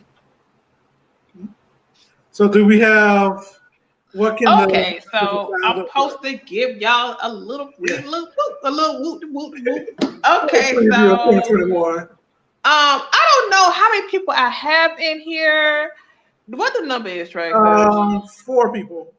4. Okay, cool. So y'all, what's up? I want y'all to actually I want to answer questions because I have enough people in here that I can do an individualized questions for y'all. So I was going to do like the yearly zodiac thing, but because y'all here, I kind of want to pull for y'all. So if y'all, all 4 of y'all actually comment, y'all can actually get a free reading from me tonight for viewing. So just post your comments and it will appear on the screen for Alana can answer your question. Yeah. So if y'all have time, like if y'all want to speak up now. I'm waiting on the question. They haven't populated yet. Mm-hmm. It's still a little shy, maybe.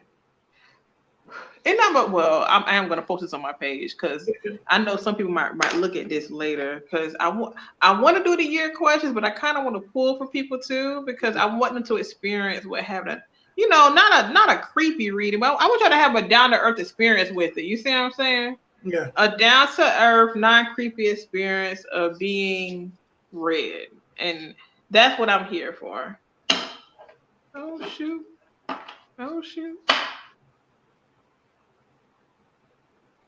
Okay, nobody wants to be read. Okay, so I might have to do the yearly reading. Nobody has a question. Okay. No, not this moment. Oh, wait. Here we go. All right, so I'll pass it on. Can you do emotional readings if that makes sense? So define emotional for me, Quentin. Like, what do you do we do by what do you mean by emotional?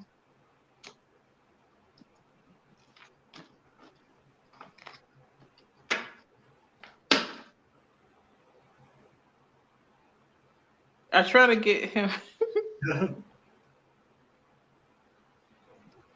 I kind of like I need like a specific like. A specific question.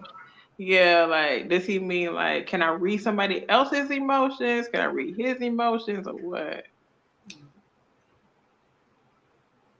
Read me. Okay.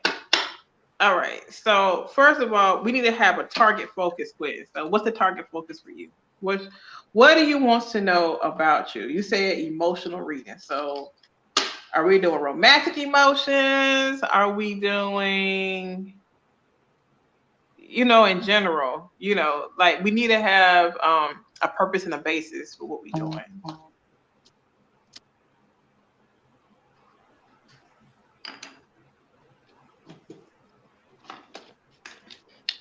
Hold on.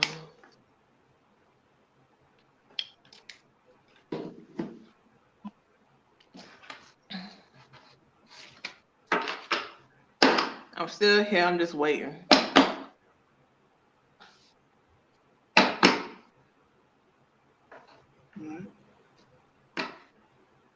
Oh, Lord. Okay. A general reading. Okay. Hey, Ariel. Hi. Okay. So a general reading. So the way my readings work, I work with a focus. Okay. This is how I do my readings. Some readers do general readings. I like to have a target. So I need y'all to ask me something that y'all are truly curious about so I can view into it, because that's how I operate.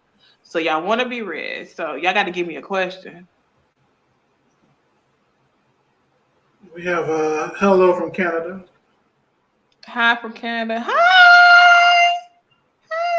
Hey. Awesome.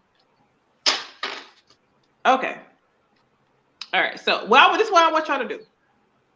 Okay. So what I want y'all to do is kind of like meditate. I want y'all to meditate and figure out what do y'all really want to know. Now, right now, my hands have gravitated to my love deck. So I wanted, does anybody want to know about their love life? Because that's what's gravitating. I'm feeling more pulled to the love life. That is cool.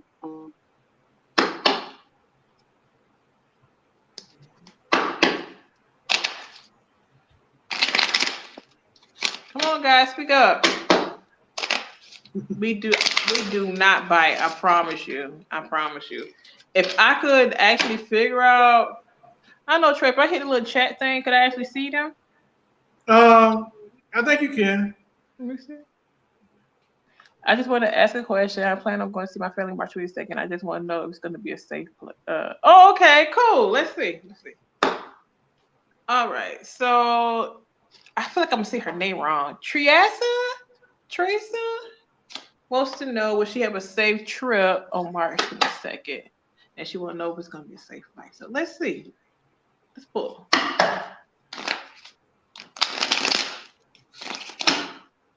Okay.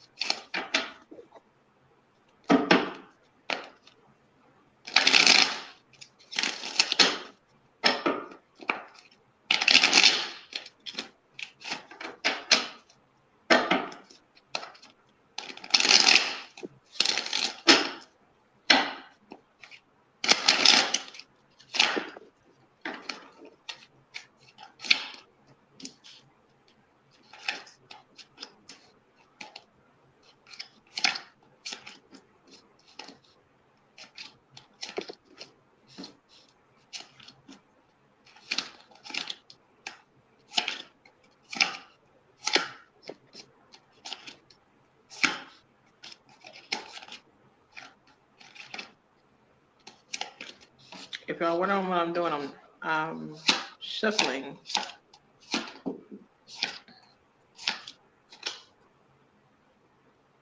Okay.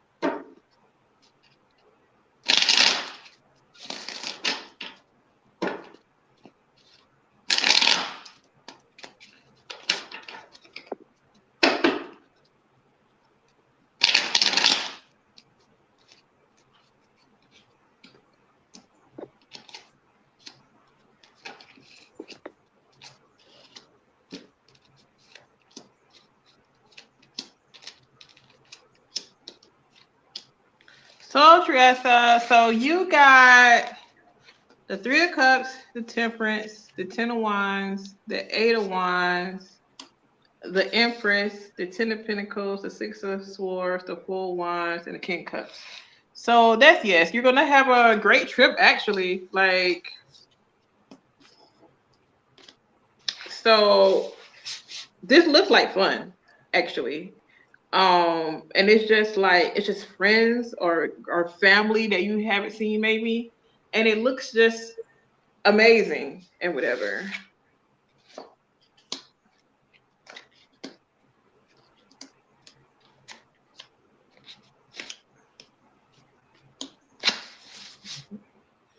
Yeah, this is a good vibe. This is a good vibe. So, well, I'm trying to understand because this is not an intimate reading, but it does look like if it's not family, but it's like a mother figure in here. But also, you know, I have both of these cards.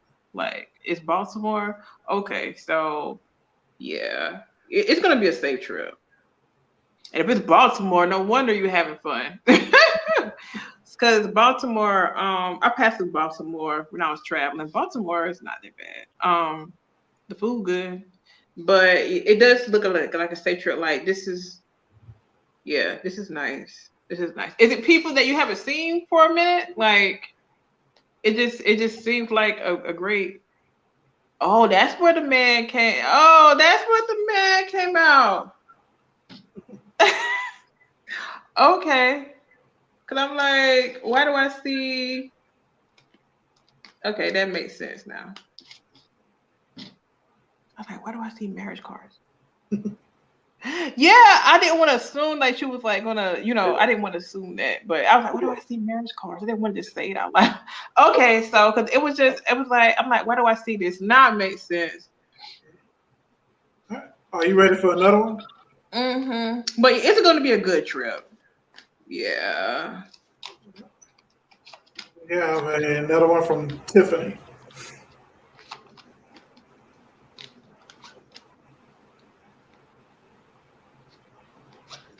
Oh. Okay, let's see.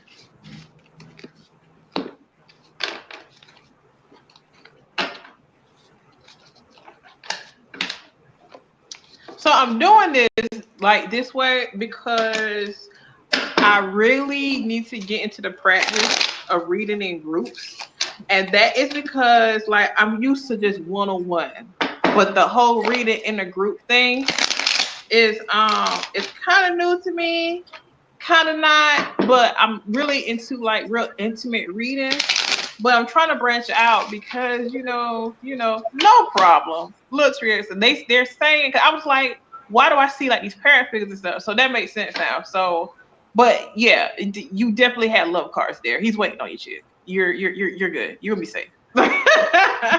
You're gonna be good. It did look like a discussion was going to happen, but yeah, Trish, you good. It's gonna be a safe trip. You good. It looked like a stable relationship, all that jazz. I see why y'all engaged. I'm trying to get like that. Love them good readings. Okay, so Tiffany wants to know, is she doing too much, y'all? And so one thing I love to tell people, if you gotta ask yourself, you probably are. But let me go pull for it because she asked, and like this is gonna be an interesting journey. And so I get it. It's hard when it's your family because you don't want to tell them no. Especially since you feel like they're suffering some kind of way. So that's that part too.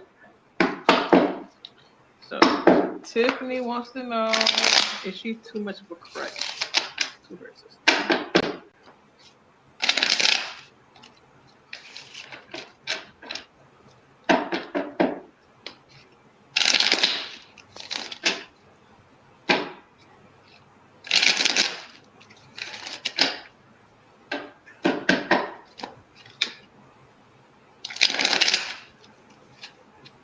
Oh, damn.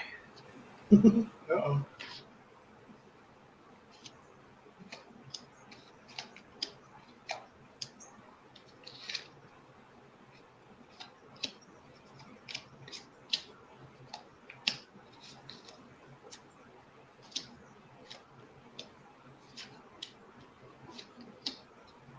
Okay.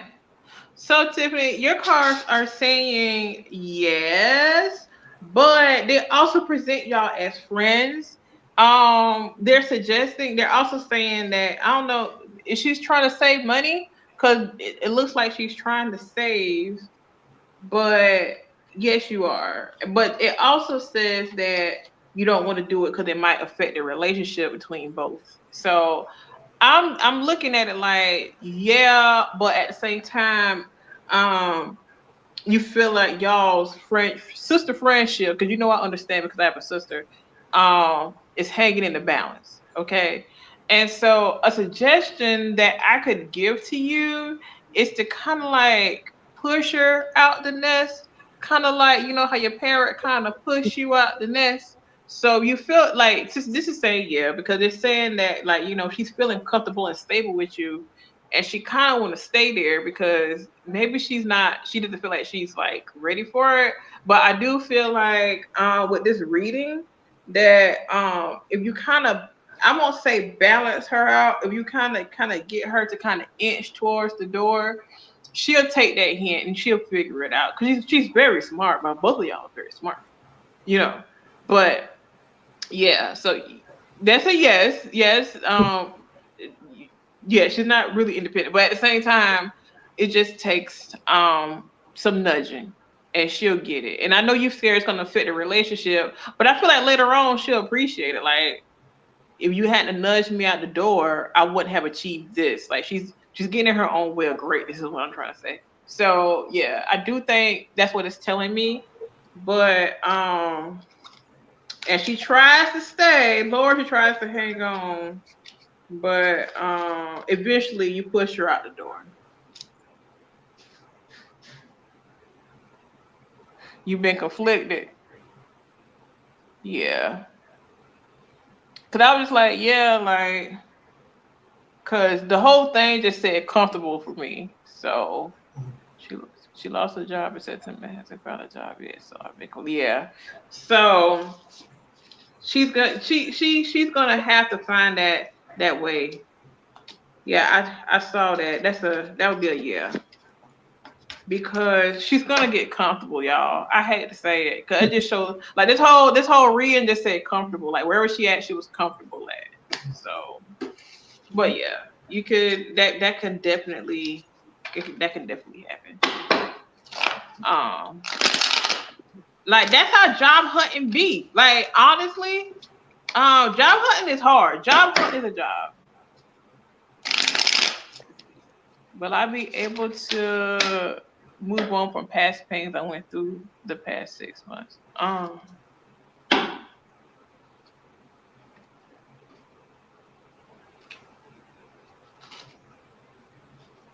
Okay. Let me pull my ancestor cards for this one. Oh. So, hey Quentin, thank you for asking your question. Emotional trauma sucks. Okay, so I get it. I'm gonna pull the ancestor cards for you.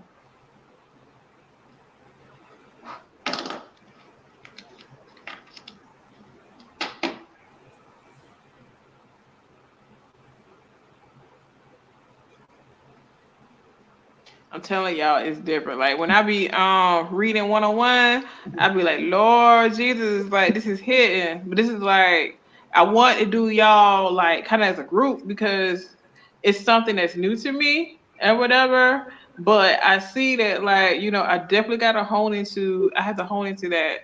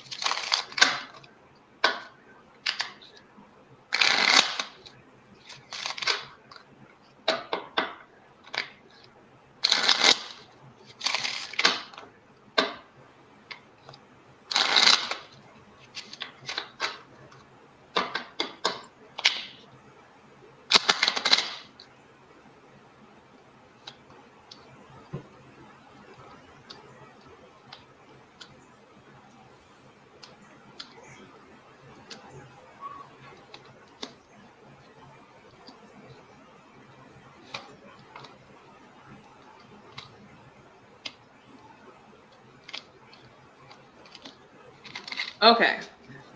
So the cards you got, Quentin, are you are an answered prayer. We are watching over you. You're protected. Nobody will get to you without going through us. Slow down. You're moving too fast and losing your balance. Abundance, love, and wealth are coming your way. Don't waste your time or your gifts. Celebrate and be grateful for every opportunity that has been gifted to you. No gift is ever too small. Stay strong in your faith and never lose sight of the goal. Pray with sincerity and a willingness to be guided and help. Basically take care of yourself. Make time for yourself. We love you, and yes.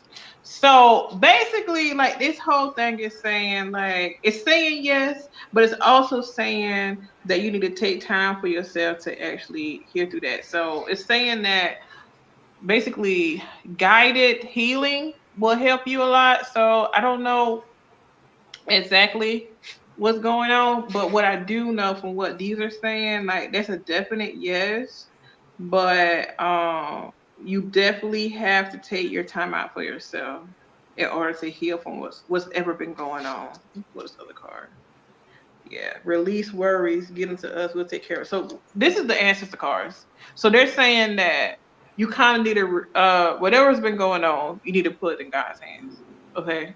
And then they're also saying that like they're saying that yes, you will move on, but you'll also have like there's a silver lining or a light at the end of this tunnel. So whatever I guess cloud that you're in, you're gonna get through it. Yeah, because they're saying that you might be your own stumbling block. So definitely this is definitely a guided healing. So a lot of things I could probably suggest for you, because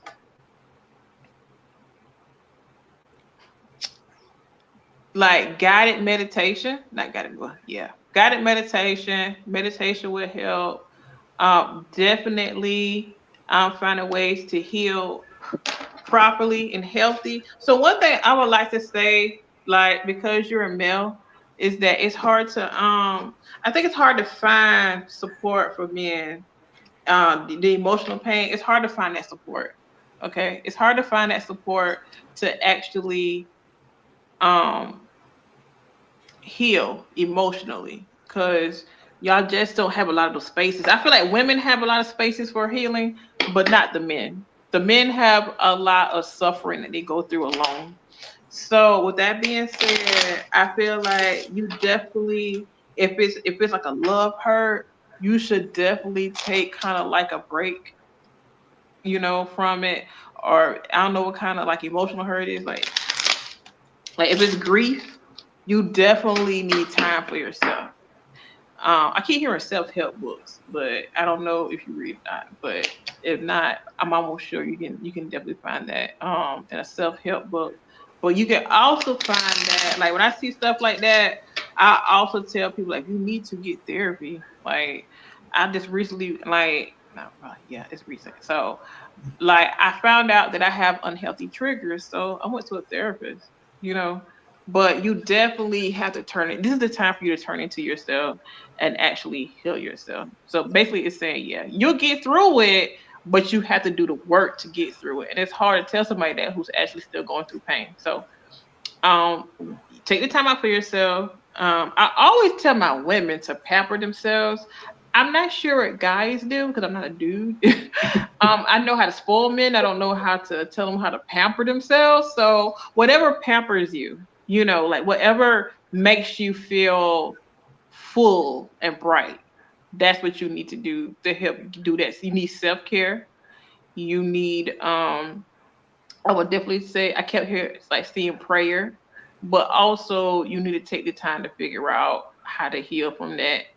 And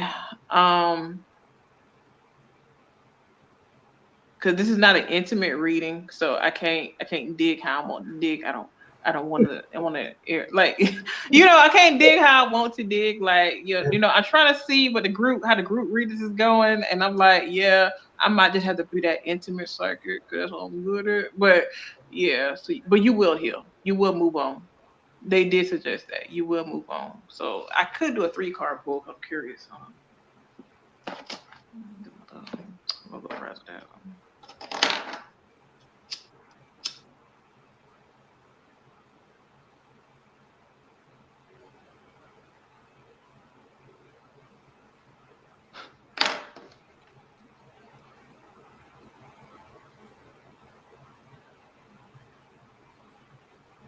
Okay, that's crazy. Okay, so it's suggesting that you really need to help. Like I'm getting like self-help books for you, like the message with self-help books, therapy, whatever it is, it traumatized you at like a core level. And I really think you need time to unpack that. You get what I'm saying?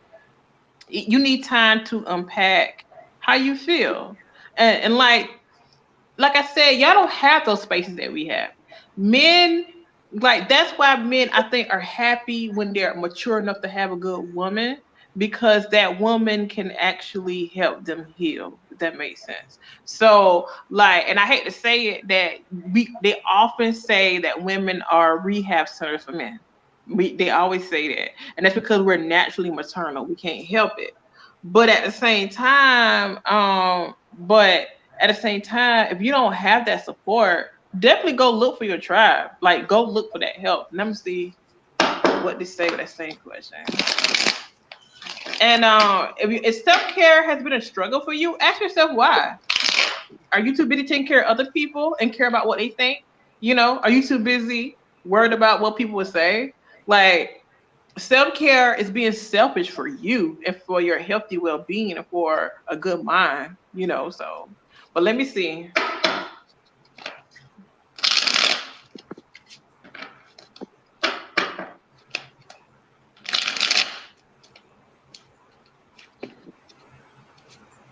Yeah, quit. And you feel trapped, G.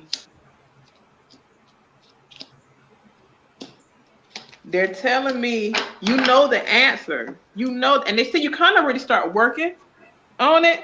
They say you're kind of already started working on this. And I think that's why you asked the question, because you already started.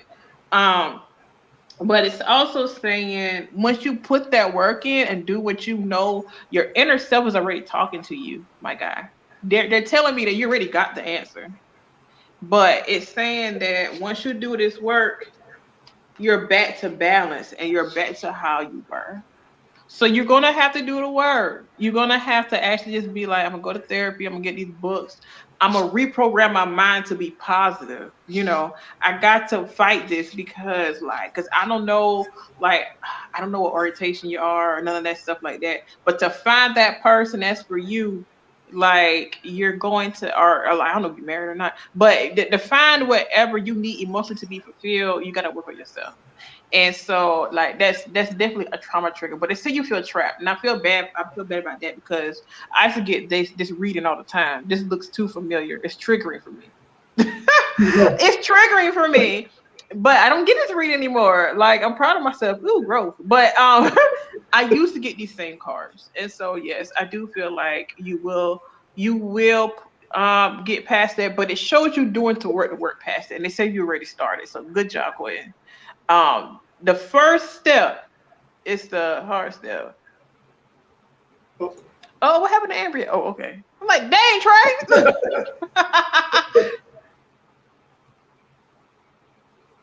Okay. So before I start this, because this is what I'm doing. All right, Amber. So as you know, I'm a nurse and I'm also an entrepreneur. Okay. And so, before I go into this, I do want to give you something from experience, because that's what we do as advisors. We give it from experience. And so I will always say this: establish one before you do the other. So, for instance, I'm going to pull for you. So, hold on. A lot of times my readers ain't that right, Trey. I make y'all wait to pull before I pull. Ain't that right, Trey? Yeah.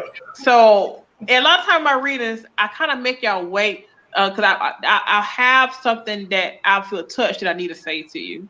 So one thing about people is that we like to rush. We like to rush and be successful instead of enjoying the journey. Okay, so let's walk down the rabbit hole with me. Come down the rabbit hole. And so before I decided to become an entrepreneur, I needed a basis. I needed to feel like I had something that kind of not certified me, but you trusted me. Come on now, who don't trust a nurse? And so the reason why I'm telling you this is because I know I'm a pull for you, but I will always say to go for a solid path that you can always lean on and then go into your own business. You see what I'm saying? So I already feel like you already have a solid situation going on. I feel like you're stable already. This is just about pulling. But I also feel like if you're for instance, when I went to healthcare, I already knew that I want to open up my own psychic business, but at the same time, excuse me. But at the same time, I also knew that I had lessons to learn through my career. And you want to know what those lessons were that I learned? I learned about customer service. I learned about delivering product on time. I learned about empathy, not sympathy, but empathy. I learned about active listening. I learned about personality in the workplace. I learned about it's okay to do things right in the right way, even if people don't want you to do things right. I learned how to advocate. I learned how to actually flip and make money. Like, For instance, like my diploma was 3,500. I flipped that. It has not made me six figures. But I'm trying to transition out that particular area. But what I'm trying to tell you is, is that I will always say go to the solid path first. Now, some people go ahead and open up their own business and they blow up and they become millionaires. This is fine. And I'm going to pull on this for you. But I will always say from experience also that it's okay to have a trusted path, because you need a for sure for the person, for the path that's a maybe. You get what I'm saying? Because business is risky. So entrepreneurship is risky, but I feel like you'll still do well. Like there's a young lady on my Facebook page. She's like 23 years old. She has a house, she owns a building, and she does hair, and she has a nice car. See what I'm saying? Some people, the success comes early, so it depends on your path. But for you, it's like going into I will always say go to, like, I know healthcare is solid, but I'm gonna pull for this because I'm gonna see what happens. So let me see what Embryo got to say. And Embryo, I've been waiting on you. You on my page. I've been waiting on you. I've been waiting on her. She's on my page. She's very quiet, but I can usually put the energy on people because I know they're curious. But let me go pull this real quick. But sometimes I'll have like a little conversation first, because that's a message I needed to relay. And Trey knows I do that because Trey's had my readers. Ain't that right, Trey? I have. Uh-huh. How did you enjoy your reading, Trey? I did. So yeah. So let me pull for her to see. Child, I've been waiting for her. I said, I know Embryo Clearance. I was like, she got to be shy. I think she's shy.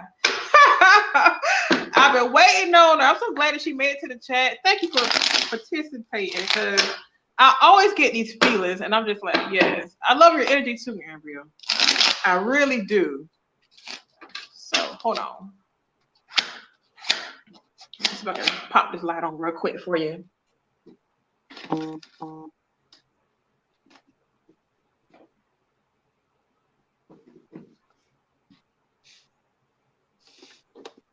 Okay, we're here.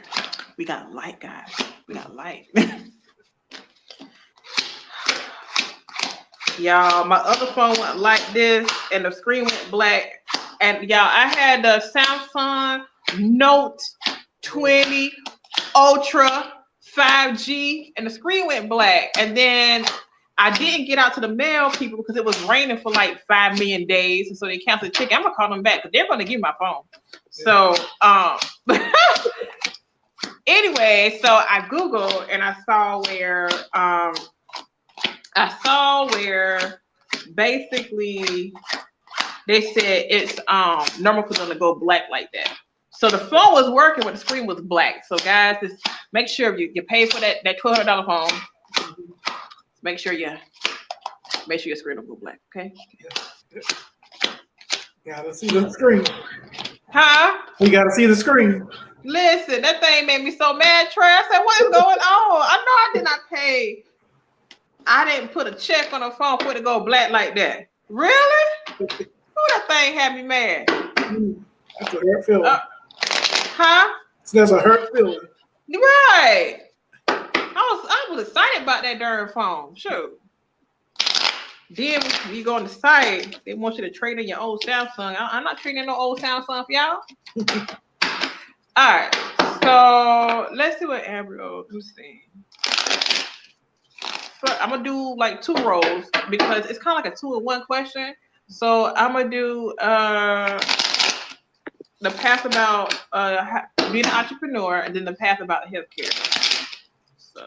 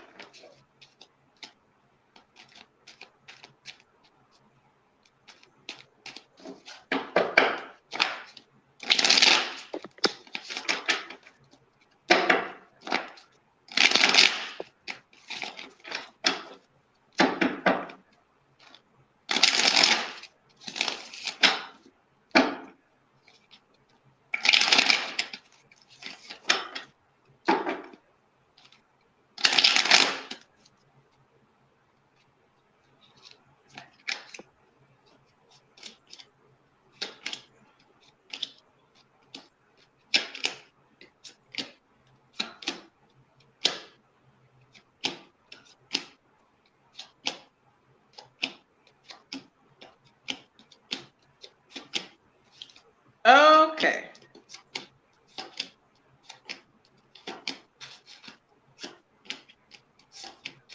So both of them are successful, but let me say this. One of them, your heart is in it, and the other one is like, it is, but you're like, nah, I'd rather do the other one. So the one that is said that you rather do is your own business, which I don't blame you. And it does have success for that for right now. It does. The other one also said it's a struggle, and it's like you go through this struggle, right? And then you actually finish and you stabilize and you like it, which is healthcare. You do really well in it. You do really well with whatever you think about doing in healthcare. You do good. You do really, really well. But it's also saying you just prefer to work for yourself. And so, and they say that you have the tools to be the entrepreneur right now. But they say with healthcare, so it's like you're in the balance. So you're saying like, with healthcare, it's going to be stable and you always have a job, which is true. You could be, let me tell you something about healthcare. If you have housekeeper at the hospital, you always have a job. Because you know what to do, because you know how to operate. But whether you're a CNA, an MA, a nurse, a doctor, a nurse practitioner, or some kind of background history in healthcare, oh, you always have a job. Because a lot of people don't know how to operate in it. And like once you get hired there, it's like kind of be initiated in. You're like, ooh, okay. You know what I'm saying?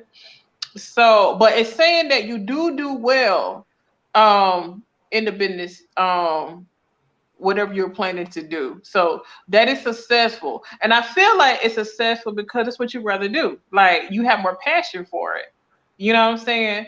Healthcare, I feel like it's kind of like a lean-to. Right. See?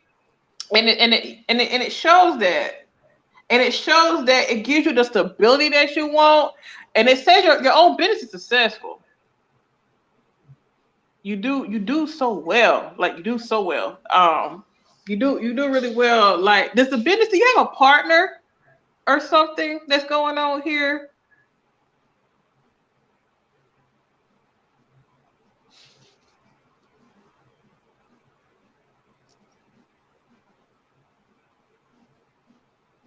Oh, Trey, I'm waiting. Yeah, I'm waiting too. Mm-hmm.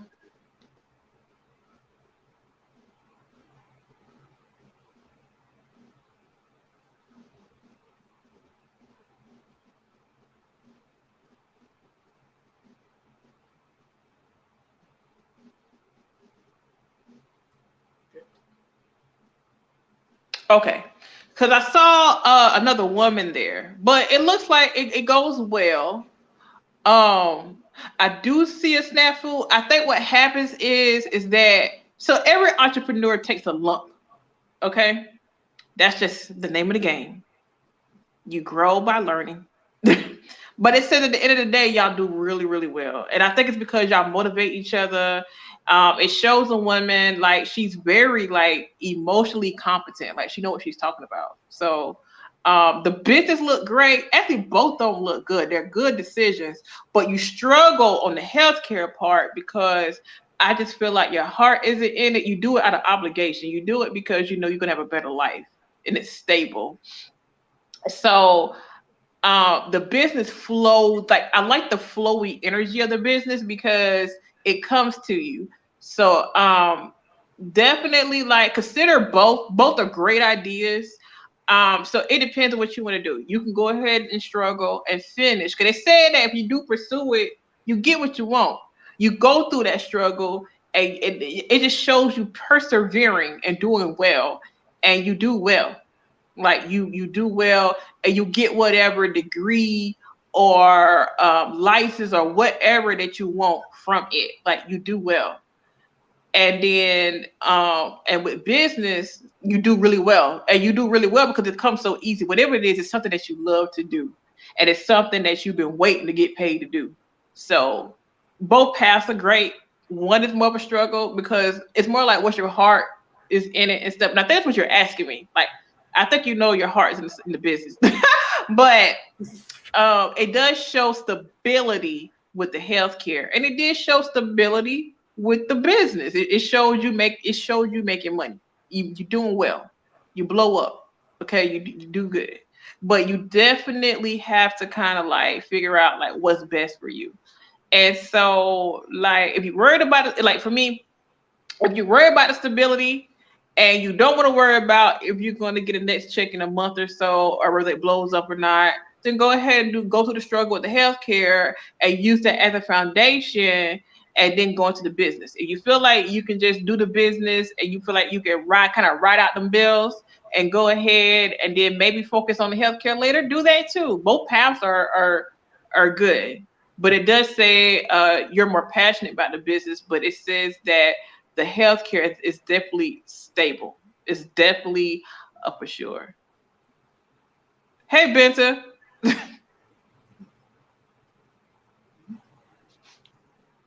Hi. That is all the questions we have right now. All right. So for those who just coming in, I forgot. Can you tell them how you can be reached again for some readings? Yeah, so you can reach me. You can reach me. Trey has my site at the bottom, kind of scrolling on Majicia.com. You can also get my team. My team is Majicia, thehotline.com, and you can get one from them. And I think a lot of people, maybe it's because they don't know them like that. So, but yeah. So I will say this. I haven't been posting a lot of reviews. I have been getting reviews, which is amazing. It's amazing. And so I had a recent girl, and she was telling me, "You said I got a man. I got a man. Well, she finally met the man. Right zodiac sign and all. No problem, Abiel. Thank you for coming. I've been waiting on you because I'm like, when is she coming? I know she coming. And so she felt right zodiac, all that. And I told her it's gonna take her like a year. Because I told her she had to heal. She came. I had another person come to me and I posted her testimonial, but she was like, I did not believe you, but you were right. Everything happened. Wow. She was like, you told me that he would have enough money, take care of himself. He wasn't rich, but he was solid. And that's exactly who this man is. Majicia is pronounced Majicia.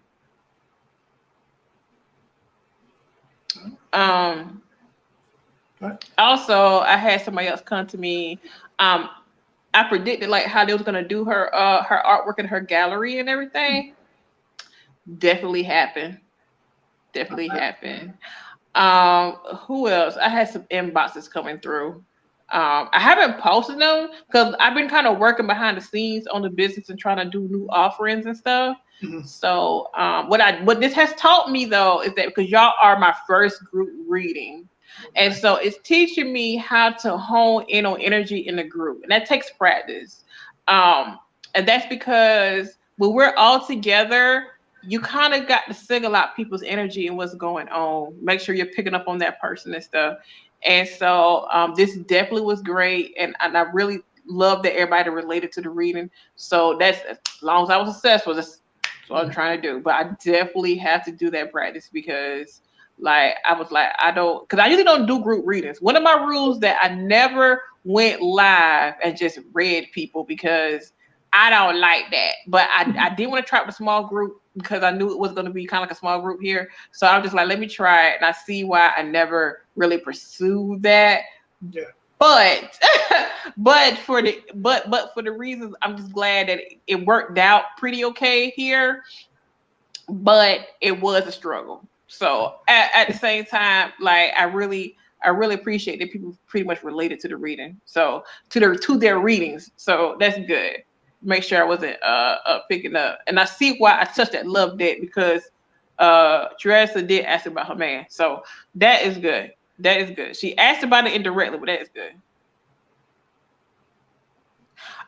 So you pick up on their energy. So like the way that you read a particular person, when one of the people are asking, so you kind of hone in on their energy. Everybody has kind of like an aura around them that you can kind of see. And so everybody, you kind of hone into their energy and you lock down on it. It's harder in a group because everybody's kind of floating around and do. But when I'm one-on-one, like it just hits me, like the vision just hit me back to back. And so it's kind of like this is different for me. That's why I want to try it. Because everybody always asks me to do everything for the year, and I'm gonna do that anyway. I'm gonna do that on my channel. Y'all be okay. Y'all be okay. So everybody asks me like, "Can you do it for the year?" Like I'm gonna do it on my channel. I'm gonna do something different. So this is my different for the night, and it taught me like, yeah, definitely got to practice in small groups. I don't do like a lot of people at a time. I'm a very intimate reader, and you can ask any of my clients that I've gotten testimonials for 1-to-1.